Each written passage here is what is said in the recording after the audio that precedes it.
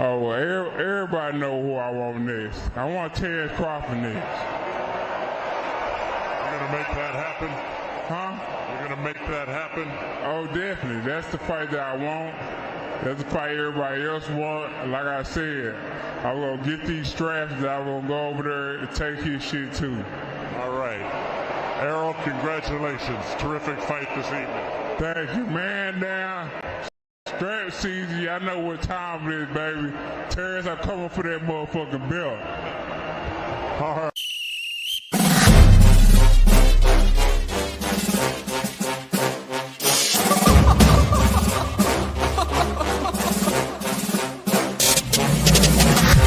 I'm not catching fades anymore. Gotta keep my hands clean when they come for the board. Keep it smooth like a dawn, making moves in the dark. Cause I learned how to swim in the pool full of sharks. Now they coaches, cause they can't read all his motions. How the kid never switch codes, but he code switch focus. Staring down your team with a frozen, ice cold look that can end the summer solstice. Cause I'm more like the top dog. Keep on running game and the gang will accost y'all. I be calling plays from a plane while I'm off court. But we ain't the same, you a lame, I'm a mob star. Actually, I'm a top dog on a stat sheet. Off court, but I call plays for the athlete. Laughing when the cop cars try to catch me. Cause I rolled off in a taxi. Put my feet up, I'm relaxing. Singing Figaro with no accent. While I pull strings from the streets in. Do it all with a straight face, I'm the kingpin. Top dog, top flow, boss mode, I'm the kingpin. Showstopper, top dog, God vibe, I'm the kingpin. They know I'm a dog and a beast, man. Yeah, I keep the peace with a peace, man. I ain't got no time for a peace, man. Why would I respond to a pawn? I'm the... Hold up. If I let my dogs off the leash, they you might want to get out of Dodge while they eat me. Honestly, they can smell the blood in the beat. If they don't leave anything behind at the eat. I can see you soft, ever thought about retreating. If you never have, then they'll give you a reason. Better watch your tone, lose your bass when you speaking. Underneath the mask is the wrath of a beast. When you learn how to smile in their face, then go cutthroat. Then they wanna call you a con when the blood cold. I remember starving while y'all had a truckload. Now I'm with the mob with the call and the gusto. I'm a top dog on a stat sheet. Off court, but I call plays for the athlete. Laughing when the cop cars try to catch me. Cause I rolled off in a taxi. Put my feet up, I'm relaxing. Singing Figaro with no accent. While I pull strings from the streets in. Do it all with a straight face, I'm the kingpin. Top dog, top flow, boss mode, I'm the kingpin. Showstopper, top dog, God vibe, I'm the kingpin. I'm just like, what in the world is going on? What's going on, Bruce? Boxing, gas, jazz, and more. What's happening, my brother? We've seen this before in these boxing streets, huh, Bruce? You know, every now and then, you know, saying the boxing channels got to have a brouhaha. They got to get together and they got to battle it out. I don't know. It's like everybody, there's enough boxing news for everybody. Um, you know, I wasn't even aware of none of this stuff because you know I rarely go over to boxing channels and looking for any kind of controversy. You know what I'm saying? I just go to listen to what people are saying about boxing. You know, I'm like Bruce. You know, I go just to listen to the boxing news and everything. But something has like broke off with because I was listening to Champ Side. You know, I got channels that I listen to a lot of people, man. You know, but I was listening to Champ Side and Champ Side was going off and then he started talking about Dallas. Then he started talking about I said Dallas. Who I know live in Dallas? You know what I'm saying? I said, no, I know he ain't talking about my boy KO, right? I said, I know he ain't talking about KO. You know. And then we start talking about the Dallas. I know KO is a big Dallas Cowboys fan, and he got good content. I don't get it. Champ Side got good content. I don't understand what's going on. Why is everybody at each other's throats up in this thing about boxing facts and about what these fighters are doing? You know what I'm saying? I mean, yeah, we passionate about sport, but why are we going at each other about this shit? You know? I mean, boxing is entertainment, but these guys are acting like, what I'm saying, like, yeah, they all top guys, what I'm saying? They all going after the glory, and I mean, all of them good at what they do. But damn, what's going on with the vitriol and the, what I'm saying, the breaking down, trying to tear each other channels down. I don't get that. I mean, yeah, I was pissed with Blue Blood at one point in time. What I'm saying? But I followed his channel. And I addressed all that, not to drudge any of that blue blood stuff back up. You saw Marty and Blue Blood, and we've seen a lot of, we've seen a lot of carnage on these YouTube boxing streets. What I'm saying? It's a lot of shit been going down. It's like I don't understand, how does it converge though? That's where I'm confused at, because if you got your own channel, why how does that get over to champ side, or how does champ side shit get over? And I know it's a lot of subscribers go back and forth, starting shit and saying shit that's untrue.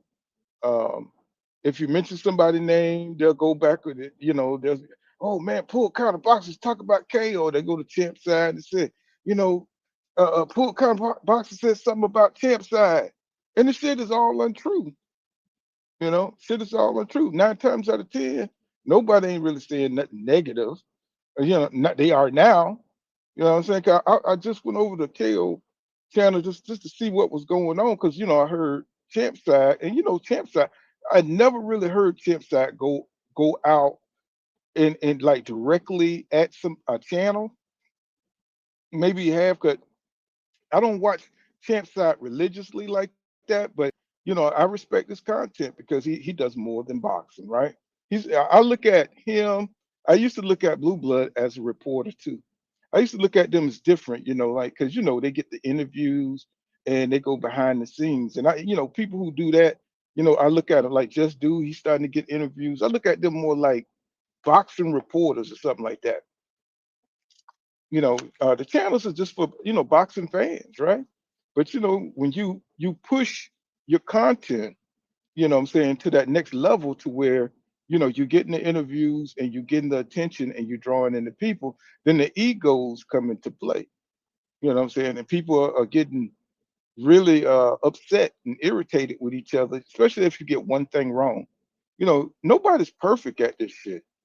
What I'm saying? A lot of these guys got a lot of talent. And I suspect that, a lot of these guys, that's coming to, these networks, they're putting plants into place so they can influence, what I'm saying, the way, to push fans to one side or the others. What I'm saying? I do believe that these networks are putting their people into the YouTube space, into the boxing community, you know, to infiltrate, what I'm saying, and to influence, what's going on. And that's been for a while now. And we've seen a lot of them fail. We've seen a lot of them come and fail, And they blew up like really big. But then, once they got exposed, what's going on, son of Peter? I think it's a lot of that going on. There's a lot of plants up in um up in this space. And now whoever you represent is trying to take the other one out, you know. And I do believe it's a lot of that, because the reason I say that is because it was, we did have a lot of bickering with the LDBC and stuff going on with other boxing channels that left the LDBC. Had a lot of that stuff going on, man. It's like I didn't understand that then, and I don't understand it now. But when we're talking about, you know, arguing about boxing, I mean, we all boxing heads. So, you may like Terrence Crawford, I might like Errol Spence Jr. Okay, Terrence Crawford beat Errol Spence Jr. Okay, so how does that help either one of us? You know, yeah, you get to brag for a month or a day or whatever. You know what I'm saying? But in the end of the day, it's all about boxing. What's the history of it? What's happening? And was you there to see that fight? You know what I'm saying? Or did you catch that fight and what you thought of that fight? That's all it is. So that's what I'm saying. It's like it's entertainment, man. Why are everybody going crazy? I mean, I just sat there and listened to Champ Side like do a whole hour, whole hour going off on KO, and then I heard KO clap back, and I was just like, "You going over the content," and I was just like, What is this? Is so this unnecessary, man. It's so unnecessary. We're all grown ass men. You know what I'm saying? Grown for this shit, and I know that's kind of corny, but it is. You know what I'm saying? Because look what I mean, I'm not putting boxing like it's nothing, but at the same time, everybody, it's big enough for everybody to have their own lane. You know, that's why you have your own channel so you can express, boxing. Put out the information, discuss, build your own community, and discuss what you want to discuss. How does that go? How does champ side stuff goes over to KO and KO stuff goes over to champ side? I don't know. I just don't know how that happens. Unless you are directly saying some disrespectful stuff to each other, right? And as grown men, I don't know what it is about this internet, but this internet make people feel like they could just say any old crazy the first thing that come to their head, you know what I'm saying, and just to be disrespectful, just because they think they'll never see you, and all that kind of stuff. But it's just it's just it's just pointless, right? We talking about Vergil Ortiz and Eric Lubin, so you get one fact wrong about him. So what? Does that make you a liar? Does that mean you don't know shit about boxing if you get one fact wrong? You know, that's the shit that piss you off. You know what I'm saying? But you got to have humility, when you're doing this shit, because you got a bunch of people that's smarter than you out here. You got people that could do this shit better than you out here. You got engineers, you got doctors, you got all kind of people. You got stalkers that could do this shit. You got people from all walks of life that can do this shit better than you, or have a better memory than you, or more organized than you. You got to be humble. You know, that's why, when you get into competition, and sometimes, when you're good like that, you want to be the best. You know, you want to be the best at what you do. That's cool. If that's what you own, but at the same time, you're gonna have to take the good with the bad, because there's a lot of treachery, and there's a lot of lies and stuff is going to be spread about you, because you got followers of Champ Side that love him. You got followers of KO that love him. You know what I'm saying? And they're all going to be trying to go back and forth with bullshit to keep this kind of stuff going, because people love to spread negativity. I'm too old for that shit, bro. I don't give two damns about it. But I like both channels. You know, I like Best Fight the Best. I like all the channels. I ain't got no beef with nobody. You know what I'm saying? I'm just trying to figure out what the hell happened. Does anybody know what happened? Because I stay in my lane pretty much. Y'all know that. What I'm saying, I'm all about the boxing and what's happening in it. But when I see my brothers going back and forth like that, and I'm just kind of like, because I see how KO get down and I see how Champ Side get down. I'm just trying to figure out how did they cross hairs? What happened? Did who said something to what? What is the effect? Why is it this much animosity that's happening? Why they calling each other names, and what I'm saying, they going at each other content, picking apart and everything. I'm just like, what? They're all great content creators. So what's the point? And they all contributed a lot to this space. And they've grown this space tremendously. I do believe that. But why are they? What's the point of trying to tear down, the next guy's content? I just don't get it. I mean, Champ Side people ain't gonna leave him. KO people ain't gonna leave him. So now I do see this kind of like controversy up and growing their channels, because people like to see that kind of thing. It's kind of like this event with Tank Davis and Jake Paul. It's just a big it's just a big spectacle, right? People like big spectacles. People like to see folks go back and forth, and what I'm saying, disrespect each other. And that's what this whole society right now is kind of like on right now. Like, to be so disrespectful to each other. you know. And I just don't get it, man. I just don't get it. And maybe I missed out on a lot because, I don't really poke my nose in the shit. You know what I'm saying?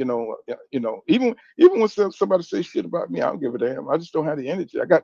I work for a living. You know what I'm saying? I don't make content for a living. Maybe if I made content for a living, it'll be different.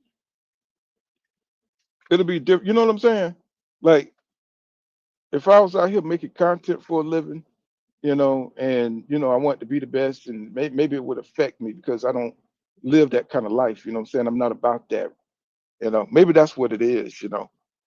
Um, but for right now, I just don't. We got a lot of boxing news going on right now. We got a lot of fights coming up, and just because Devin Haney, what I'm saying, and Tank, they're competitors, right? Right now, Devin Haney is what at 147. Tank is at 135. You know what I mean? So why are Devin Haney fans, worried about what Tank's doing? And why is Tank fans worried about what Devin Haney fans are doing? Why are the fans are attacked at all anyway? I just don't understand that. Why don't why you got to dislike anybody that likes Devin Haney if why you got to hate anybody who like Devin Haney if you're a Tank fan, and vice versa, right? I just don't understand that kind of mentality. You know, I just don't. No matter how bad of a fighter you may think that Devin Haney is, or how bad, or how Tank moves, they're both great. They're both good fighters, great fighters. I kind of teeter totter with that. Tank is exciting, right? Devin is just, he's a workman at his shit. You know what I'm saying? He's got a lot of heart. So I just don't understand why the fan bases are being attacked and all this shit. You know, and they follow every little motion. What I'm saying, about lawsuits, and what I'm saying, Tank getting arrested, and what I'm saying. It's like that's too much. It's too much going on. You know what I mean? I mean, it's cool and all if you want to put that kind of news out there, but you know, it's just, I mean, do you go to bed? You know what I'm saying? Is home, family good? Everybody good? You know what I mean? It's like shit. That's too much. How much research are you doing? You know what I'm saying? On Champ side, on KO side, you know what I'm saying? This shit takes a lot of your time. You know, this shit takes a lot of time to find out all that shit.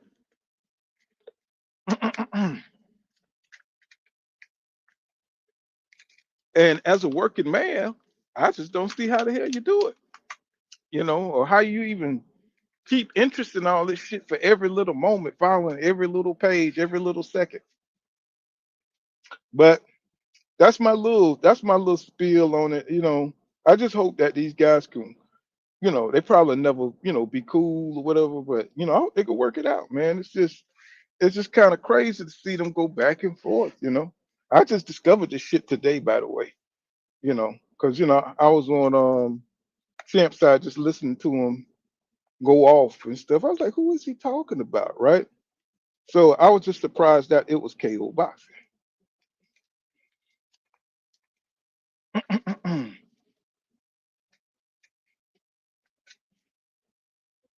KO been on my channel a lot of times. Uh, I just don't. It's just weird to me. Anyway, I was going on all the smoke podcasts, and I was listening to Andre Ward, and I was listening to Roy Jones Jr. And Roy Jones Jr. said some shit that kind of hit the sentiment that kind of it's how I feel about my era of boxing. And I was like, man, Roy Jones Jr. be telling it like it is, even though he may not be the most eloquent guy. You know what I'm saying? He's a country guy. Like I said, he grew up around my neck of the woods, and during the amateurs before he became a pro. Uh, used to see him fight. Used to see him fight in the amateurs. And what's going on, JB? What's going on, Poor Counter? Can you hear me? Yeah, I can hear you. Yeah, man. I just had to go on a little rant about what's going on with Champside and KO. I was just like, what the hell? I just found out this shit this morning.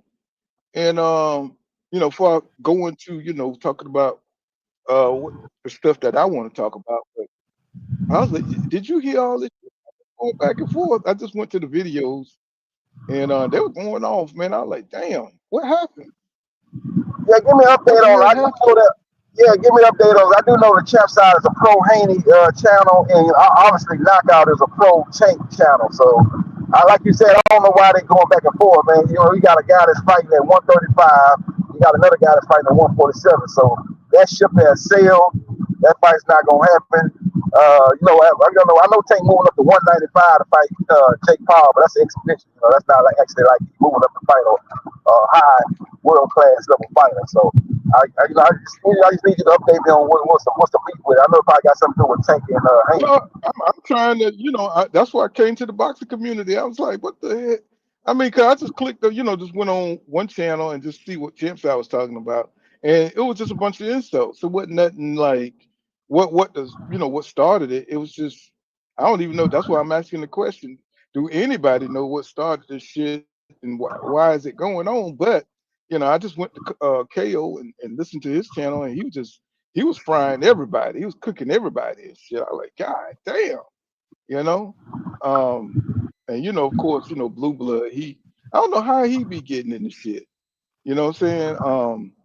I don't even know why he's a part of this, but it's just, I don't know. Maybe he just felt like he had to have Champside back. I don't know. Because, him and Champside do interviews, all over the place at boxing events and stuff like that. But, I just thought the whole thing was kind of pointless because everybody's grown. Everybody's got their own domain. So I don't know. It's just kind of like silly, you know. But moving Yeah, on, yeah, we're gonna. quick thought on that. Yeah, ever since that Tank Jake Paul fight got announced, a lot of the pro Haney channels, they're real upset about it. A lot of the Coach Crew channels are real upset about it. They like this guy's not really trying to compete against his contemporaries. He's trying to chase the bag, and he's no longer seem to be interested in fighting the best in his in and around his weight class. He's pretty much going to get the bag, and what he's been talking, it seems like a lot of people speculating that after the Jake Paul fight, he's going to ride off into the sunset. So a lot of people are mad about not being able to see Tank versus Shakur or Tank versus me. That's why I want to play this clip on All Your Smoke podcast because the older boxer fans like me and you, this is going to kind of like show you the sentiment, and I kind of time stamped it, and I want y'all to hear this. This is Roy talking about what they think about exhibitions and stuff. I don't know if y'all saw that, but let me go ahead and cue that on up so y'all can see what I'm talking about and stuff. So I'm gonna share my screen. Let's see, and let Roy break it down. You know what I mean? Oh, this is for fair use. Fair use. This is under fair use. Let me see it. Let me go back a little bit, y'all. Y'all could let me see. Don't The tell money me. being good. Back in our day, they won't be cool with that. You had to prove you was the best. They thought mentors grew up, but so why can't Tank do it? Tank can do the same thing. Hold on. Said it out of his own mouth. I ain't got nothing else to prove. Well, depends on what your goal is. It depends on what you're trying to do. If you're trying to be one of the greatest fighters of all time, it's still a whole lot to prove. My point is, Roy, I don't think should everybody hold this man to the standard that they hold him to and say, you're not fighting nobody. Yeah, you making money, but you ain't really fought nobody. If he don't even care about that, that's not even something that he's really focused on. If his main focus is the money, and his main focus is getting out of boxing without getting hurt and retiring on his own terms, shouldn't his fan base and other people get on board with that if that's not even his goal? Yeah, How can we hold him to something like that if he don't even hold himself to that? They definitely should get on board with that. They definitely should, because his mentor did basically the same thing. So why can't he do it? You know what I'm saying? He made more money than anybody. He was smarter than everybody. He didn't take too many stupid risks. That's what he did, and it worked for him. And people okay with that and accepting it. So why can't Tank do it? Tank can do the same thing the mentor did. That's what the mentor is for, to teach you how to do this thing the smart way and not get you hurt. not have to take no risk, not to take many chances. So if that's what you learn, why? If that's the easy way out, why not do that? But y'all gave him credit for it, so y'all can't give him credit for it. He can do the same thing that this guy did. Everybody had their own mentors, their own pound for pounds, their own people they want to be like. If he want to be like that guy that y'all say is great and was one of the best ever, why can't he do it? So I'm cool with whatever he say he want to do. In my old day, no, that wouldn't work for me because it's not. Now, Roy about to go into, my mentality and how I view boxing, right? Because it's a new day and age and everything that's going on, with the way guys are just going for the bag, and that's how boxing is changing. But the old heads, we're critical because boxing has always been about trying to fight the best. But Roy gonna break it down. That's not how I work, but that's not how I grew up. That's not how my mentors grew up. But he is dead, and that's what he saw, and it got him paid. So nowadays, most guys get paid. They ain't even interested in all the legacy and the being the best of their weight division or being the best. They ain't interested in that no more. So with that interest being thrown to the wolves now, all this kind of stuff is cool because if your fan base is cool with it, then it is. And if the fan base ain't cool with it, if he make 50 to 100 million fight Jake Paul, they'll be cool with it because they cool with you making money. That's what the fan bases are on now. They had put you just making money being good. Back in our day, they won't be cool with that. You had to prove you was the best. They thought you fought because you wanted to be the best of the division or the best of your era. They didn't think you fought for just money or just fame for being rich. Now you fighting for fame just to be rich. That's how the game has changed. There's been a drastic shift. It's a shift for sure. We don't care about being the GOAT in our weight class. We don't care about being a GOAT 10 years down, 20 years down the line. We don't care about that anymore. And that's what people don't understand when I say stuff. This is the kind of stuff I'm talking about. Right now, I understand. I'm not on air, and I know why I'm not on air. If somebody come in and say, hey, we're going to get rid of all these belts, make one title and do this, that takes away the history of all the hard things you and I work for, right? Right? Mm-hmm. And we're not going to just sit there quietly and say, get rid of the IBF, get rid of the WBA, get rid of the WBC, get rid of the WBO. We're not going to go for that because that takes out all the stuff we work so hard and so diligently to do. Y'all trying to erase that. So y'all don't want to put me. And you see, people don't see, they don't understand, boxing, is going from a sport to just being an event, a big event type of spectacle, right? You know what I'm saying? Where everybody's having less and less interest in the legacy side and the sports side, it's making boxing something else, right? And like he said, it's a big shift. And people are like scrambling, everybody who's a bag chaser and all this go get your money type of bullshit. You know what I'm saying? It's taken away from the sport aspect of the sport. Put me on there because y'all know I'm not going to be for that. I'm going to argue against it, which is cool. I'm not mad about it. I'm cool with that because I am going to stand on my two when it comes to me talking about me being a world champ. I want to be like Muhammad Ali. You understand me? I'm not going to lie about it. I can't tell you nothing, no difference. I want to be the best in my division. As a matter of fact, I want to be the best around my division, not just in my division, even around my division. I want to be the best. Today's fighters, they have been taught that that's not the way to do it nowadays. Mm-hmm. Nowadays, go for the bag. So everybody is going for the bag. They're not only going for the bag, but when you talk too much about legacy, it's almost like the younger generation laughs at the older generation, like y'all some fools. Of course. Like y'all really fought him for that amount of money? Of course. You fought 4 of these guys back to back for this amount of money? It's almost like, oh, y'all got robbed. You tripping. And I'm gonna talk about the sanctioning bodies and all that stuff because I'm torn on that. I understand what you're saying on one hand, but we done gave away a whole lot of tuition, mortgages, and a whole lot of other stuff to get a belt that ain't even real. So I understand what the belt means, and I understand how the sanctioning bodies work with the promoters and the title and being a champion is built into your contract. If you become a champion within this 4 or 5 year period, I get to extend you another 2 years.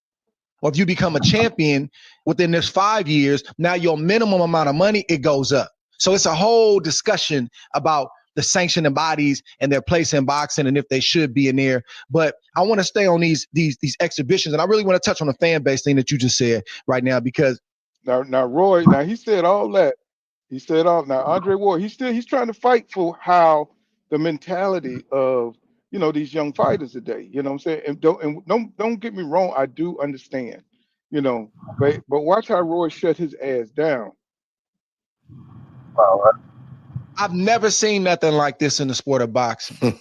If you see responses from fans, they don't even argue who's better anymore. They're arguing who's the A side and who's not. Who's a draw and who y'all don't know a left hook from a fish hook. And you talking about who's the draw and who's the A side? Y'all just regurgitating information that you got from a podcaster or a YouTube channel or a writer that you like. You don't really know how this stuff works, most of the fans. But that's the point that I'm making. It's not about proving. When you say young fighters don't want to prove, and there's still a few out there. And I think the Terrence Crawfords of the world, I think he's one of the last of a dying breed, right? But with the rise of social and you being able to build your own platform, Roy, when you say prove, question is prove to who?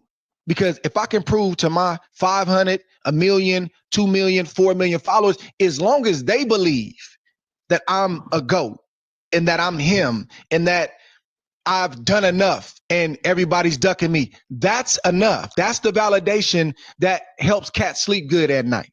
Yeah. The validation that yourself, myself, and other people was after was, number one, me. I got to feel comfortable living with me. I got to walk around and live with myself and be like, bruh, are you really him? Then it's my people, my coach, my god daddy, my circle. I got to look my kids in the face and I want them to know that my daddy the best fighter in the world. Then it's the public. And really it's not even the public because they wishy-washy too, Roy. For me, it's really the fraternity. See, the real answer is, what do your peers say about you? How do they feel about you? Because most of the time, unless there's some personal stuff going on, a fighter gonna. Ward is like, it's almost like he's kind of schizophrenic about this. You know what I'm saying? He's for the old school, but yet he understands the young school, and he's rocking with the young school the way they're doing things. But Roy gonna come in with his wisdom, and you'll see. They're gonna keep it 100. Fans can say what they want to say. You didn't fight nobody. A fighter will come in and say you tripping. He fought this guy, that guy, this guy, this guy. So it's just, brother, the validation is from the fan base. The validation is from your followers. As long as they feel like you the guy, that's enough. So we're not even on an even playing field right now when we start talking about proving something to somebody, because the proving is social, YouTube, my platform is not the world anymore. Right. So it's not even your peers anymore. Right. So for me, because I'm older than you, I must go again. I always have to tell you this every podcast. I don't know why, but I always have to remind you. You saw how he did that? Because I'm older than you, my nigga. I'm older than you. Let me take you down. Let me take you down my street. Talk to me, man. My street, don't go there. My street ain't about my peers. My street ain't about the fans. My street, to be honest with you, my street starts with God, the creator, and what he gave me and what I'm supposed to do with what the creator gave me. That's what mine start from. You understand me? I ain't worried about what nobody else say. If I do what I'm supposed to do, what the creator gave me, everything else should fall in place. Now, is everybody going to be that way? No, because everybody ain't never liked nothing. You understand me? Everybody didn't like Jesus. Everybody ain't going to like nothing. But for the most of them, for the ones that listen and the ones that learn. Now, Roy going to take you all the way around the world with the shit, but, he'll get to the point. And the ones that take the example and the ones that really see the examples, those are going to appreciate God's work because they can see God's work through you and me. You understand me? So I'm not concerned about what everybody think. I'm concerned only about what God says, because if God gave it to me and I don't use it to the max of my ability, then I've let God down, or I'm not showing that I'm appreciative of what God gave me, which is why I'm so big on challenges, which is why I'm so big on diversity, which is why I'm so big on perseverance. Amen. You got to persevere through the hard times to get to the good times if you believe in what God gave you. If you don't believe in that, then you're gonna find other ways to manipulate the system and do things differently. And that's why some athletes that people look upon and say that's their favorite athlete, I can understand why he's your favorite athlete, and I'm cool with that. That's nothing to do with me. He'll never be my favorite athlete, but that's just my opinion. You understand me? So it's like the ones that I love, the ones I believe in, the ones that I revere in this game, are ones that I see with that mindset. Now, to take you one step further, I tell you this because I say this inside of my own household. Because of what I did, there's a lot of fighters that fought. A lot of fighters that fight. There's a lot of fighters that still try to do and emulate what I did. But two of the last that I really messed with and would die still messing with because they came after me, but they carried my mentality with them, was Andre Ward and Terrence Crawford. You understand me? And not even Usyk, because they thrive to be the best. They ain't worried about what's there. They just want to be the best. They know what's there gonna come if they get to be that. But them three want to be, and it's a few more, but them three for sure wanted to be the best. I know who they watch growing up because they think like they got dope. You understand me? That's what I look for. But that's why I think God would have wanted me to put out there and show those that were watching me. You understand me? So that's what I did. Yeah, and I understand it and I respect it. Yeah, I can't show all the podcast. I can't show the entire podcast, but I want y'all to see that part, man. You know, because it, you know, we keep clashing with the young people. You know, we got more younger YouTube channels coming in, and you know, people with ideas. You know, because you know you know, some folks come in, they like, you know, what I'm saying, some folks they don't really have real passion. You know, what I'm saying, for the sport, and you can see as they approve any bullshit, you know, that goes on. Now, I'm not saying that people can't have an opinion with the way boxing is going today, but you know, we're getting further and further away from what it used to be. And you know, if we're going to support, if you're going to put your support behind exhibitions, then everybody's going to start doing exhibition. If Tank can make $43 million going over here fighting Jake Paul, then guess what? You know what I'm saying? Fundora going to do it. You know what I'm saying? What's going to happen when Fundora do it? What's going to happen when Vergil Ortiz want to go over here and make money with Jake Paul, and somebody that pops up from YouTube and or somebody from the UFC challenges them and they can go make a big pot of money and retire? It's going to totally destroy boxing. And I know I'm being extreme when I'm talking about this, but it's to kind of like illustrate, you know, where this is going, because we see more and more of it. And I'm not, and you know, I don't know if Tank is going to retire or not, you know, but if he is, you know what I'm saying, it's a loss for boxing, you know, because the man is very talented, you know. He could be one of the great ones, you know, you never know. But if he don't challenge himself, we'll never know. And you know, we can't, you know, we gotta go by your accolades of what you did in the ring, or how you're trying to move. That's how we can tell what kind of dude you're gonna be. What's your mentality like? If you like, if you know what I'm saying, like if every time the toughest guy in school come around and try to bully everybody, but you run out the back door and not try to face them, you know what I'm saying? People gonna think you're scared, right? Or you try to avoid that guy, they're gonna think you're scared, right? That's going to be the sentiment, you know, because you're moving different. You're not going straight to the bus. You know what I'm saying? You're going around the back of the bus. You know what I'm saying? You're trying to sneak on. You know what I'm saying? Instead of walking through the straight door with your chest out and your arms back. So that's why they're looking at Tank like, bro, why are you moving like that, bro? You one of the best motherfuckers we ever seen out here. You one of the best we ever seen. So why are you moving? I think Tank can knock out a lot of people. I don't know if he could beat everybody, but that's why I want to see him fight. Right? Now, I'm not saying I'm over Tank career, but we're talking about boxing. Right? I'm not talking about in the streets. I don't want to see him fight. I don't want to see him fight Devin or Shakur Stevenson in the streets. You know what I'm saying? We're talking about boxing, the sports that they participated in, that they signed up for, that they've been training for. That's all we're talking about.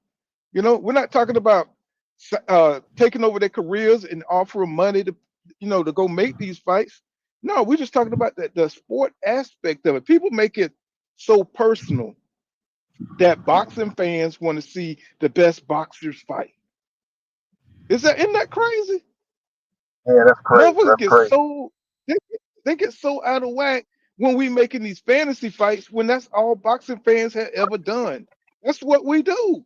We kick back and say, man, I think Tank could beat, Mario Borges. I think it beats Sabrina Matias. You know what I'm saying? I think that's what boxing fans do, but they get so the fan bases get so pissed off that people want to see the fighter challenge, you know, and may not have this personality, they may not, but fighters ain't supposed to, be everybody can't be Muhammad Ali, everybody can't be Roy Jones, everybody can't be that, you know. You got to go to this, you got to go with what you got, you know what I'm saying, and let your hands do the talking for you. Let boxing skills in the ring do your talking for you. So I'm just trying to figure out, like, when did it become a sin to once your favorite fighter?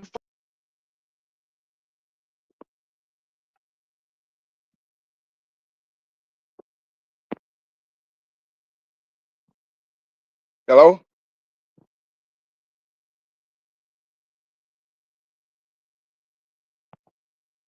For a counter.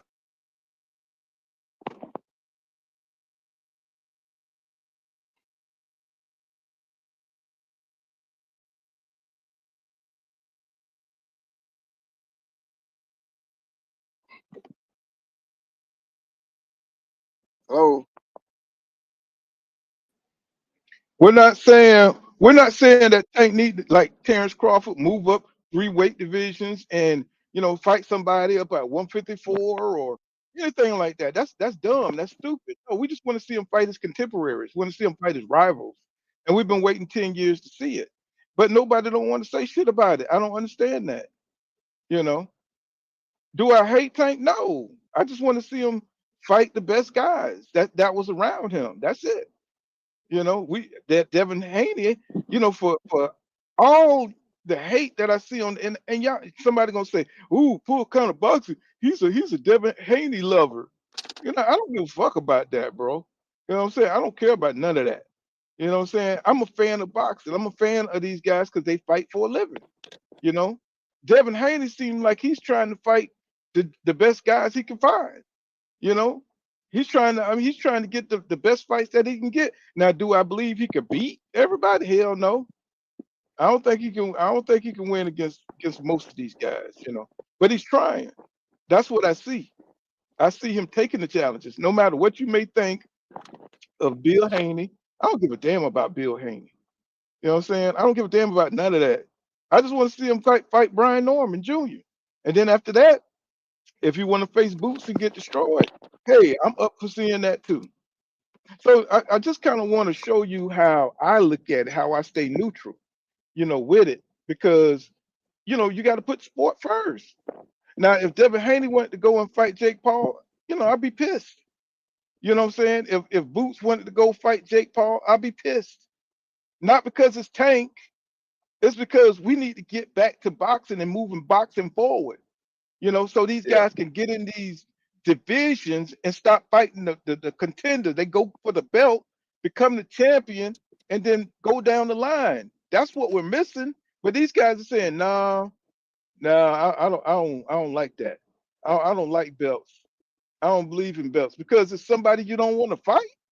Because the guy's highly skilled and he's smart, and you got to figure out a way to break his ass down. As a professional fighter, you're always going to come across that one dude that you're going to have to figure out, and he's going to be equally or better than you, and you're going to have to figure out. Floyd, when Floyd fought Zab Judah Yeah. was more athletic than Mayweather. He was quicker than Mayweather. Yeah, He faster was hands. beating Yep. Mayweather's ass. You understand what I'm saying? That's why people talk about Mayweather to this day, because he was able to use his mind and figure out a way to break motherfuckers down. That is brilliant shit. You know what I'm saying? Especially when that motherfucker got hands faster than you. You know what I'm saying? I mean, his counters are sharper. You know what I'm saying? It's like, but these guys, they don't want that kind of challenge, bro. They don't want that kind of challenge. You know, and it's destroying what we got going on. You know, you got Yeah. guys on one side that's more competitive. They're more competitive. Crawford is beating everybody ass because he come from the old school. He want to beat everybody ass. He wants to be the one. You know, he's still challenging himself, and he's just more competitive than the guys that are in boxing who are going for the bag. You see what I'm saying? There's no Yeah. motivation on these guys when you're just fighting for a bag and you don't have the pride to want to be the best. Then you're gonna whip ass because it's different for you as a competitor, right? And Yeah. I thought when I saw Tank fighting, I thought he had that. I thought he had that, and maybe he did at one time, and maybe it just got ripped out of him through the business side of it. I mean, I don't know if he went through something with Mayweather. I don't know what's going on. Donna, what's happening, bro? PGA Big Dog, what's happening? Now I don't know if he, went through something and he just kind of lost his love because wasn't him and Kevin fighting at one time? Wasn't him and Kevin kind of fell out or something? I mean, didn't they fall out Talking about about Calvin something? Ford. But Kevin Ford with the one got that little things on his glass. I think they back Yeah. cool because he was at the Did- press conference in Miami. yeah, but he was the main man at one point in time, right? He was like that's all you saw was Kevin Ford, right? But Yeah. look like when they had just like with EJ and James and Derek James, right? It's like when they were cool, everything was going good. But then as soon as they start breaking up, that's when shit. Right after that Crawford fight, everything just fell apart. You know, everything fell apart. Yeah. Tank, soon as him and Kevin Ford, soon as they had issues, looked like Tank just went into a tailspin. I don't know what happened. I don't know what happened. But that's when we start Yeah. seeing him really move crazy and start complaining about fans every day. But when you Yeah. putting little funky You ass know, texts out there, what you say? What you say, bro? yeah, after the when he fought Ryan Garcia, he made I heard he made around 40 million for that fight. And I think he was expecting to, start making, probably not making as much as he made in the Ryan Garcia fight, but I think he was, expecting to make a high guarantees and, go to a different stratosphere as far as what he makes when he fights. And that wasn't the case. He fought Frank Martin after that, those guarantees were way lower. In the back end money, he probably made some good money because that fight did do pretty well on pay-per-view, but he did not make anywhere close to what he made in a Ryan Garcia fight. Same goes for the Lamar Roach fight. He didn't make that much money as far as the guarantee for that fight. That pay-per-view did good, but it didn't do as good as the Frank Martin fight. So he probably didn't make what he made in the Frank Martin fight, let alone the Ryan Garcia fight, which was a career high payday. So I think going into the rematch, he was looking for more money. He wanted more money, and PBC really couldn't guarantee him that type of money based on what his last two fights did. And I think that was part of the problem. Another thing is, Roy Jones kind of mentioned this, following his mentor and Floyd Mayweather Jr. doing what he did, taking low risk, high reward type of fights, not willing to fight his contemporaries. I can see what Roy's saying, but I think the more guy that you probably want to look at is Adrian Broner. I think Tank, who was real close to Adrian Broner, watched what happened to Adrian Broner. He kept getting matched up, tough fight after tough fight after tough fight, and it kind of derailed what people thought was going to be a promising career. He was supposed to be the next Floyd Mayweather Jr. was Adrian Broner. Everybody thought he was going to Yeah, be the next Mayweather. but here's the problem. Adrian Bronner didn't have his problem was he was moving up weight classes too fast. He moved up Yep. too fast. And he didn't check those gloves, being an idiot, right? You got to stay vigilant even as you move up. And he got hit with them damn gloves with no goddamn with no stuff in it. You know what I mean? Oh, that horse And hairs, yeah. he was that horse hair. Yeah. You know what I'm saying? So that was Yep. his problem. You know what I'm saying? He just wasn't paying attention to business. One thing about Floyd and his team, they paid attention to everything. you know. And I don't understand why, he couldn't get the same team around him. Why couldn't he get Jeff Mayweather to check them gloves, or somebody to look out for him that know the tricks, and all the little tricks and trades, what I'm saying, to the cheat code that's going on in boxing right now, because that was the oldest trick in the book Yeah. that he fell for. Bro, yeah, That was the Broner stayed oldest true trick, and to he his got own. Yeah, he got destroyed. He got his training team was, people that he grew up with. He stayed loyal to his training team. What was a guy named Stafford? I think he passed away about a year or two ago. But a Stafford guy that he came up through the ranks with, he kind of stayed true to them. But you got to have guys, like you said, Mayweather had guys on point to check for stuff like that. Same could be said with the whole Margarita situation. Cotto, obviously, and people that fought Margarita before Shane Mosley didn't know what to look for. But Shane Mosley had a real trainer, a guy that had been around, knew Nazim, boxing inside and out. I seen Richardson. He was able Nazim. to, he was able to see that plaster, inside the wrap and stuff like that. And he was able to call it out, and they was able to get the regular wraps on there. And you seen what happened. So sometimes you got to have the right team around. You got to have a team that really know boxing. Don't have a bunch of guys that ain't nothing but hype men, hype you up, but they really don't know the game, really don't know the ins and outs of the game, the business side or the athletic side of boxing. Man, you got to have people on that knows those type of things if you don't know. So that was a problem right there. But Tank just he's an interesting figure, man. He's an interesting case study. It's a lot of different things. You can kind of point out the reason why he going the way he going.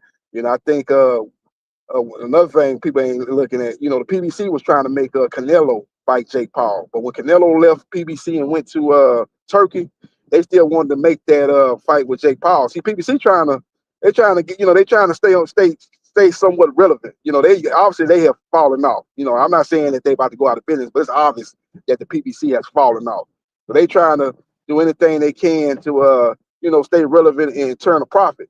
And when Canelo left, the next biggest star that they had was Tank. So they wanted to make the Tank Jake Paul fight. People think this fight just came about. They was talking about this fight before the first Lamont Roach fight. What they thought was Tank was gonna go in there and beat Roach relatively easy, knock him out, and then they would set up the fight with Jake Paul. But that fight turned out to be a real tough fight. A lot of people thought Lamont Roach won the fight. It ended up being a draw. And Tank, his athletics, his pride kind of kicked in. He was going to try to make the rematch happen. But based on the fact that he wasn't happy with the money, and you put that on top of the fact that the PBC wanted to make the Jake Paul fight. They wanted to make that fight. They trying to stay relevant. They trying to turn a profit.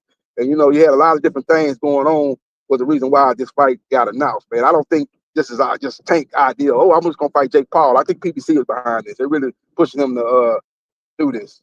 And Tank, he's trying to stay loyal to PBC. I saw that Tim Bradley, what he put it out there that Tank is the sacrificial lamb, basically, is what he was saying. Because PBC, needed to make money because they digging inside their pockets, they own money right now, and they're trying to produce some content that people want to see.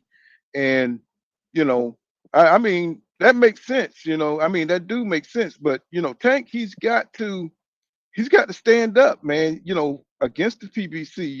If he have to, and because this is his legacy. Do what Errol did. Errol did what Errol did. So they were trying to tell Errol to fight Keith Thurman. They didn't want him to fight Paul. They like fight Keith Thurman. I was just about to say that shit. He said, I'm not fighting that nigga. You know what I'm saying? You fight that nigga. I'm not fighting. And all that was just because, Keith Thurman didn't want to fuck with him when he had the belts. Keith Thurman was a real asshole trying to say this man hadn't done anything when he done went over there and smashed Kell Brook. You know what I'm saying? So, it's the shit is ridiculous. It's really ridiculous. Tank could be saying, Tank chose to be loyal to PBC. Tank could tell him, I don't want to fight Jake Paul. I want to fight Shakur. I want this fight. That's the biggest fight at 135. Make the fight happen. But, maybe like I said, when Errol was doing that, PBC was in a better place financially. PBC is not in that same place financially, so it's a little bit different. But Tank could have told him, hey, I don't want the Jake Paul fight. I want to fight Shakur. He chose to go along with that. And I think, he's probably a little bit upset about how fans been treating him after the Lamont Roach fight. They kind of turning their back on him. So he like, look, I'm gonna get the bag and ride off in the sunset. You guys are Johnny. He can't take no criticism, man. He can't take none at all. Him or Shakur.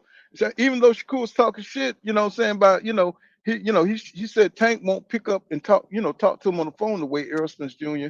and Crawford did, right? And made the deal, iron out the deal. He said Yep. Tank won't do that with him. And I was just like, I saw that interview. I was like, man, you know what I'm saying? That this man, he don't want Shakur Stevenson to blow up off his name. You know what I'm saying? He don't want Shakur to eat with him, He don't want that to Yep. happen. He want to Yep. close. You know how some black people, they become successful, but they close the door behind them, And he's closing the Yep. door behind him. He don't want nobody to blow up to his level, because when Tank fights somebody, their career's better. Win or lose, Yep. they become, the notoriety. He don't want Shakur to become a star, bigger star, off for fighting him. He don't want that shit. He just Tank takes shit personally. He takes shit to the heart, and when he don't like you, he want everybody to know. It's almost like it's almost like a female vitriol. You know what I'm saying? When a female hates you, she wants your whole world destroyed. Yep. She And you know, don't want you to be able to, she don't want you to be able to have kids, goddamn it. She wants your puppies, she wants your dogs to die. You know what I'm saying? yeah, She hope yeah, your car tires blow up. You know what I'm saying? And he got that kind of rage, like that feminine rage, like he don't like when he hates you, he can't fuck with you, period. And it's like, bro, wait, where do you get that shit from? yeah, yeah, It's like yeah. I don't understand that kind of hatred. You know what I'm saying? It's like you're doing too much, bro. You're doing too And you know, much. You know what I'm saying? Call that man, call Shakur, fight your rivals, and retire if that's what you want to exactly. do. And you know, the That's PBC all I'm probably saying. is in the PBC is probably in his ear. They told him, say, look, man, we tried to tell Errol not to take on the Crawford fight. He ain't listen. You see what happened with him. Now we know you need to go with what we go with. We gonna put you down the blueprint like Mayweather. You want to be, you want to be successful like Mayweather was in the sport of boxing, man. You follow our lead, man. Don't do what Errol did. Errol didn't listen. We trying to tell him, man, don't fight Crawford. Because PBC, they knew boxing. They knew that it was a bad matchup. It was a bad matchup. Let's just be real about it. We can talk about Right, Errol was being in right. these accidents and everything. He wasn't the same fighter, but even at his best, it would have been hard for him to beat Crawford. It's a style problem, not too Well, much else. It's a well, style problem. EJ, well, it's Crawford. One thing about him, he paid attention to Mayweather, and he paid attention that the man that keeps himself together. You know what I'm saying? As far as your team, as far as training and stay on your craft, it's the fighter that's gonna win. And EJ wasn't living like that. 'Cause he was going more on work ethic, but he wasn't taking care of the other business. Taking care of your body, eating right, and doing all. And then when you start approaching 30, you that youthful vitality that took care of all that junk food and took care of all that other all that youthful vitality that took care of you not drinking and all that stuff. When you start approaching 30, that shit catch up with you. I could tell you that firsthand. You know what I'm saying? Because your body changes when you hit 30. Ask Roy Jones. He was 34, but you know what I'm saying, you know what I mean. Your body state, you don't have that same kind of intensity, you know, that as you start getting older and you abuse your body. But I'm thinking now we talk about this Vergil Ortiz and Erickson Lubin fight. Yeah, I'm thinking Lubin got the experience, man. Lubin got the experience, you know what I'm saying? Because, even though he lost to Jamel Charlo in the first round and he lost to Fundora in the ninth, right? He got knocked out in the ninth. But that's two championship experiences that he got on the big stage. Now, Vergil Ortiz is just getting there. He's 27 years old. He had a good fight down at 147 with Aegis Kavalauskas. You know what I'm saying? He got Palumaloom in that fight. You know what I'm saying? Then he went up, and then the two best fighters I've seen him fight was Sergey Bokachuk and that Madronov guy. Right? Them was some good fights, yeah, and he's in a groove right now. But one thing about it, Erickson Lubin, he never panics in a fight. You know, he took a lot of time off, and I saw that Jesus Ramos fight, right? And I'm looking, I was like, damn, he lost that fight. I thought he Yeah, a lost lot of that people thought fight. he I lost saw, that fight. A lot of people thought he lost it. I thought he rallied and won that fight, but you know, it was a lot of the thing about it. The rounds that Ramos won were more dominant than the rounds Lubin won. Lubin edged out, I think, a couple of rounds. I had him winning that 7-5. I had him down 5-4 after round 9. But I thought he rallied and won that fight. I could see 6-6, but if you thought Ramos won the fight, I can see that because his rounds that he won were more dominant. He dominated his rounds that he won more than the okay, rounds okay. that Erickson won. I did watch the highlights, you know, since I was trying to catch up with everything, you know, because you know I'd be Yeah, driving and shit. I'd be trying to catch up with everything. I did watch the highlights, but he still, when you think about the way he went back on the ropes and the haste, and I granted that he was out for a while, and you know, what I'm yeah, saying he had to shake off the ring rust. That's what I'm looking at. I think this could be an upset if they looking at that fight the way I was, and he done shook off that rust. You know, had his little warm up fight, and yeah. he's Versus coming Holmes, to yeah, Vergil Ortiz. Yeah, if he's coming to Vergil Ortiz on some, you know, what I'm saying, you know, I done shook off the ring rust shit, and Lubin got power. You saw how he knocked down Fundora. You know what I'm saying? And this is his last. He ain't got nothing to lose. Nothing. This is the last. This is like that fight before you become a journeyman. You know what I'm saying? You'll be considered like a journeyman, right? If you lose this one, him, yeah, Madronov would have been a good fight because they could have fought for last place as journeyman. You know what I'm saying? But yeah. Lubin got another shot. He got another shot. He said, you know, he said the And it's reason why he chose the because you know he had a choice between Backroom, Montalive, or Vergil Ortiz, and he said that that fight went to a purse bid or something like that, and yeah, Erickson and Lubin. Yeah, there wasn't no money in it. yeah, it was more guaranteed over on the Golden Boy the Zone side. So he saw guaranteed money over there. That's why he chose it. You know what I'm saying? So really didn't have anything to do with his size. So he said he'd rather go for you know, the WBC interim than the actual IBF belt. So a lot of these fighters are shying away from them belts. They're not Yeah, giving a and damn about them belts. yeah, it's a Go ahead. shame that it's a shame that ain't no major belt on the line for this fight. 'Cause this is a good fight. In my opinion, these two of the top 4 junior middleweights in the division. I got Erickson Lubin, Vergil Ortiz, Boots Ennis, and 154 pounds. You know, y'all know a lot of people are high on Bakram. I got to see Bakram in another fight. I can't just give him that off of beat Tim Tszyu. I'm gonna be very interested to see how he looks against Josh Kelly. That's a different style, a guy that's a pure boxer, a guy that's fundamentally sound, a guy that can move.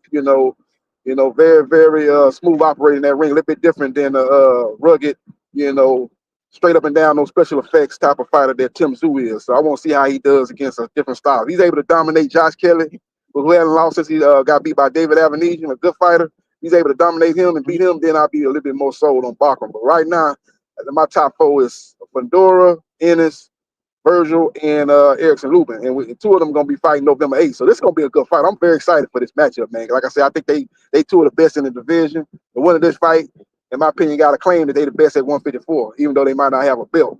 So it's going to be a great fight. It's a Now, 50-50 fight. in your opinion, now Yeah. I want to ask your opinion. Now, do you think, because let's keep it real. Fundora is the monster, and Backroom are the monsters of the division. Which one you think is like more of a monster than the other? Now I know you said you have to see Backroom more, but you see Fundora. Fundora is trying to go through He's trying to go through the whole division, bro. You know what I'm saying? Yeah. To Yeah, me, Fundora is more proven. He's more proven. Fundora is the goddamn boogeyman at 154. You know what I'm saying? Because he's really trying to get that smoke with everybody. Yeah, I gotta give Fundora the edge over Barker. Barker might be number 5 on the list. I don't know. I gotta look at the maybe think about some more fighters. But I think Fundora's I rate him higher than Balcom right now. Fundora's more proven. He's been in there with the tougher competition. He's been on the stage and fought more high caliber fighters. Barker just beat Tim Tszyu. Who else he beat? He ain't beat nobody of note outside of Tim Tszyu. Fundora beat Tim Tszyu twice. He beat Sergio Martinez, not the Sergio that beat Paul Williams, but the other Sergio Martinez beat him. Beat who else he beat? He got some very good. Like I say, beat Lubin. He got some very good wins at 154. So Yeah, and I think he's a But little bit more proven than I like how he moving though. You know, he's just going straight down the line. Yep. And a lot of these guys don't want to face them, you know, because I thought Marginov and Jorge Bokachuk was gonna be them two kind of wood choppers that, you know what I'm saying, don't care who they fight. You know what I'm saying? Because, you know, Marginov fought Bud Crawford. And you know what I'm saying, and he fought Vergil Ortiz. So them guys don't give a damn. You know what I'm saying? They taking all the smoke, you know. So that's what's making it so good, is that we actually got guys who's willing to get into the ring and make the challenges, right?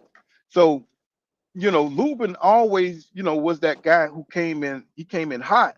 You know, you remember how arrogant and how disrespectful he was when he came in to fight Jamil Charlo, and Jamil Charlo told him he wasn't ready. And of course he went out there and got Falumaloon. You know, he got Yeah. Falumaloon. So he learned a good lesson. And he came back strong because I saw his skills and I was like, damn, this kid is really good. He's really good. And I think his boxing skills is better than Vergil Ortiz, tell you the truth. Yep. You know, Vergil Ortiz is just he's just got that grit, and he's tough. He's a thick, tough, strong pressure fighter. Now, what concerns me is I don't see that intensity in Lubin. You know, every time I see him, he look like he got to go pick up his kids and he late.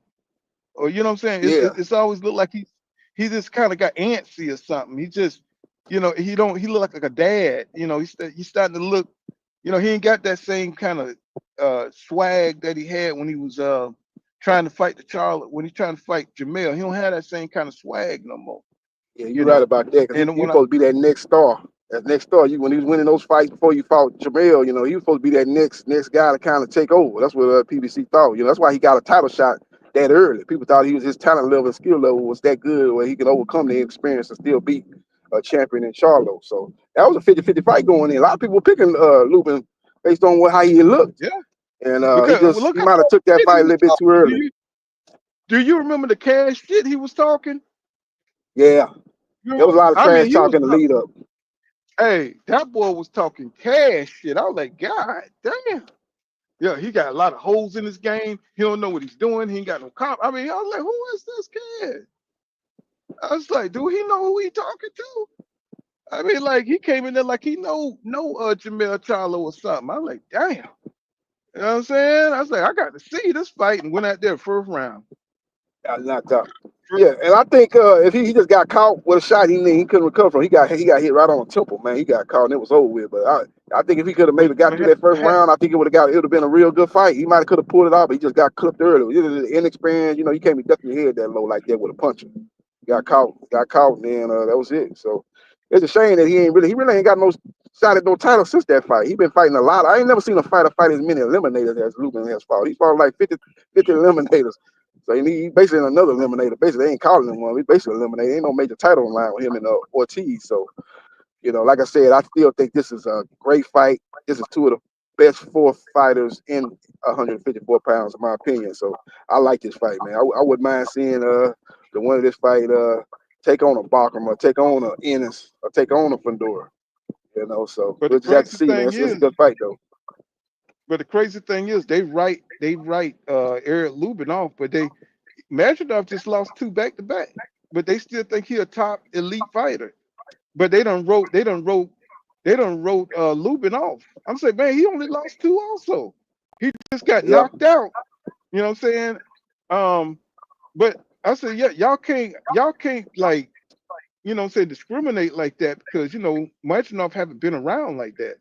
You know what I'm saying? We still got to see him win a couple of fights. You know what I'm saying? Before you're right about that. You're right about that. Majidov, he's still like you look at the Ring magazine rankings at 154 pounds. Majidov's still in the top 10. Lubin lost his fights a while back and on a winning streak now. He ain't even in the top 10, I don't think. I got to go back and look at it. I know Majidov for a fact is in the top 10. What's going on, King Judah in the building, y'all? What's happening, bro? Man, what's up, bro? Man, I just wanted to tap in, bro. Look, I know what the topic about today, but man, it's been crazy in these YouTube streets, bro. Bro, Tank Davis. You know what's going on? Look, Tank Davis got, bro, what I said years ago is coming, it's finally coming true, bro. Like, bro, let me tell you something about all these people. Oh, I'm a Tank fan and you a Tank hater and this and that, yada, yada, yada. Telling y'all, it's a difference between saying you like Tank because you like his style and you like him for all the other stuff that casuals like him for. I'm telling you, bro, if you like Tank Davis for anything, any more than his style, bro, you fake. And it's coming out now. If you can't say that I'm a Tank Davis fan because I like how he fight, I like the knockouts, that's why I'm his fan, bro, you can tell the difference between real boxing fans of Tank Davis and the casuals. And the casuals getting played like fools, bro, and all that shit coming out. Everybody tucking their tail now. Everybody tucking their tail now, bro. You've been listening to Champ Side and KO go back and forth. Man, look, I'm about to keep it real with you right quick. Man, that ain't no back and forth, bro. That's a one-sided slaughtering, bro. I mean, one man got the facts on his side, the other one don't. That's all I'm gonna say about that. I don't even know what I don't even know what it's about. I mean, it's so with them two. I mean, they've been going at it, you know, far as that. Well, so, bro, this what I'm getting from it, bro. I mean, I know you know about the text me, what the tweet where Tank called KO Soft, told him to shut the fuck up. I just found that out on channel. Yeah, go ahead. So that's kind of what it's about. But I mean, I've been watching this kind of play out. This been going on between Champ Side and him for like a few months now. You know, for a few. Hey, look. Well, I'm about to go on mute right quick. I'm about to come back and run it with y'all. I can take care of some business right quick. All right, bro. All right. But yeah, man. Let me see. So you know, I think Vergil got a chance, man. You know, because let me tell you something. Vergil Ortiz, he's. I don't know if I went back and watched that Mike McKinnison fight, and even though he dominated Mike Kinnison was getting in some good shots. He just didn't have no pop. He ain't have no pop. You know what I'm saying? But I said, as a southpaw, if he's able to get those, if a southpaw with some power, somebody like Lubin can get in the shots to Vergil Ortiz's head, to make the uppercut, and to the body, he can hurt Vergil Ortiz. Looking at that, go back and watch that McKinnison fight and see how McKinnison was hitting Vergil Ortiz, and then look at Aegis Aegis Kavalauskas. Go watch them fights. I say, Lubin could do that. Lubin, he's got a higher boxing IQ than them guys. You know what I'm saying? He hits a lot harder. So all he has to do is be able to withstand Vergil Ortiz's punching power and get in his own shots. He could beat Vergil. What you think? JB. Yeah, I'm right here. My bad. And I'm driving to get some gas. What you say? No, I said, what you think? I said, did you hear anything I said? I caught a little bit of that. You know, I know you had other guests on there talking about that. Jumped out the car. What you say? I said all Lubin has to do is be able to withstand Vergil Ortiz's punching power. You know what I'm saying? And as a southpaw, he can get to Vergil's body, and he can use that uppercut to hurt Vergil. You know what I'm saying? Because Vergil is vulnerable to uppercuts, man, and body shots. You know what I'm saying? But if he could take what Vergil did shot, because Vergil's going to come straight to him, he's going to be trying to pressure him. But Lubin is a great counterpuncher. He's a great counterpuncher. Yeah, he's a great counterpuncher. If he can withstand, like you say, withstand his power, it's all about his punch resistance. He's able to withstand his power and match Vergil Ortiz's will. Vergil Ortiz got a will to win. And Erickson Lubin's got to be able to match that. He's able to match that and take his punches and land his own punches. He got an excellent shot to win because he's by far the best opponent that Vergil has fought. Because especially when he went down, when Aegis knocked him down, he came back and knocked Aegis down. So you got to look at that surge that he has when he get pissed off. He's going to have to weather that storm. You know what I'm saying? Because it's going to come a point in the fight when Eric Lubin hurts him. And that's when Vergil's going to try to surge on him. You know what I'm saying? He's got to weather that storm. What's going on, Yo, King? You back? look, yeah, bro. So look, I just want to get this out, bro, because I got to. Like I said, this shit. I've been watching this shit play out for months now between Champside and this dude, bro. They went at it. They went it because I know you've been gone for a little while, Paul. Yeah. They went at it because I feel like KO sneaked this Champside, bro. You know, Champside responded to it. You know, and then they have been going at it ever since. You know, with KO coming his live, they were supposed to have KO want to debate him. Champside, like, I don't do no debate, nigga. You know, we can just talk. You know what I'm saying? He don't want to sit up a debate. He just want to talk to you. You know, he want to get it off the chest type. So that was the biggest misunderstanding between them two. They wanted to try to hash something out, but they had different plans on how to do it. KO wanted to debate, and Champside like, bro, I'm not a great debater. You know what I'm saying? I'm here to talk. We can talk. So they never did that. So it kind of been, you know, it was festering, but it died down for a little while, you know. But all this did was just kind of flamed it back up, you know, when that happened, when he went off, when Tank Davis went off. That's what it was. So KO was trying to say, like, man, you know, y'all content. He was calling Champside a Devin Haney channel, a Devin Haney fan, right? Now, mind you, you know I'm a Devin Haney fan, Pool, and I watch Champside all the time, and I said, no, really? I'm saying, yeah, look, but but look, I'm about to put this out there, bro. Champside ain't never Champside like you, Pool. Champside ain't never just pulled for one fighter or, you know, been obvious with it. Or, you know, well, I'm gonna say this: you have had like your fighters, but when it come down to the Devin Haney, Tank, and Shakur, you never pull hard to no side, and that's how Champside is with them three fighters, right? So Champside felt like, nah, man, you lying on me now, because if you want me to keep it as a Haney fan, I'm telling you that Champside is not a Haney channel. What they got mad about is, for years, bro, I've been going to channel. You know how I do. I go give my my opinion. You know, the same way I do on your channel, right? And just like you, Champside let me give my opinion, but it's not like he like, oh yeah, I agree with that. He just let me get it off my chest, right? So I told Champside years ago, I say, Champside, I can tell you not in on this. You don't, you know, you're not pulling hard to no side. But I say it's gonna be a time when you see what I'm talking about. Devin keeping it real, Tank and his fans on some whole shit. Bro, and it just like I said it, bro. Years later, bro, Champside did a live when he started going off on Tank, and he was like, "Man, look," he said, "I've been calling it down the middle all these years, and it done came out that you've been ducking both of these dudes." And Tank fans went crazy. And it's like Champside, like I say, he never pulled hard to one side, but Champside, just like you, just like all the other real content creators I listen to, when y'all see something and y'all notice something, y'all gonna speak on it. He just spoke on it. He said, "Man, look, Tank, you moving funny." So now they saying, "Oh, you turned on Tank. You used to be a Tank fan." He said, "Nigga, I'm still a Tank." He said, basically, I can't say that's what BF said. I can't say that Tank, Champside not still a fan, but basically what Champside was saying, I was a fan of all of them. You know, I wasn't never a fan over another guy. You see what I'm saying? So that's kind of where that went to. And then he started going there. KO was, "Oh man, you know my channel. I don't know why he said that. He was, oh, y'all jealous of me." And Champside was like, "Man, look, bro, you made your whole channel off one fighter. Your whole fan base is based off you being a fan of one fighter." He said, "Man, my content is multifaceted. Man, I'm covering basketball games, college football games. I was at the Super Bowl covering the Super Bowl." Like I say, bro, what I heard from the whole thing, bro, is like this. How, you know, usually when I hear two people go with it, I let them say what they gonna say. But when the shit's so one-sided, bro, like, oh yeah, I gotta call it what it is, bro. Shit, it's one-sided, bro. Champside ain't say no lies. No lies.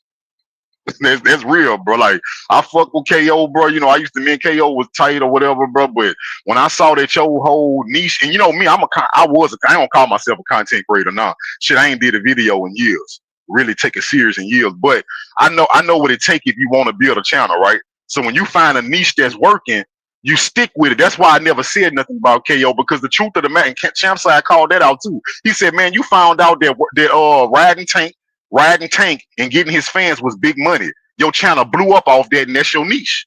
And that's why I ain't never say nothing about it, because I fuck with KO, but I did realize that too. Your whole niche was being a Tank channel. That's why you never heard me, you know what I'm saying? But my thing is, Judah, what's wrong with that?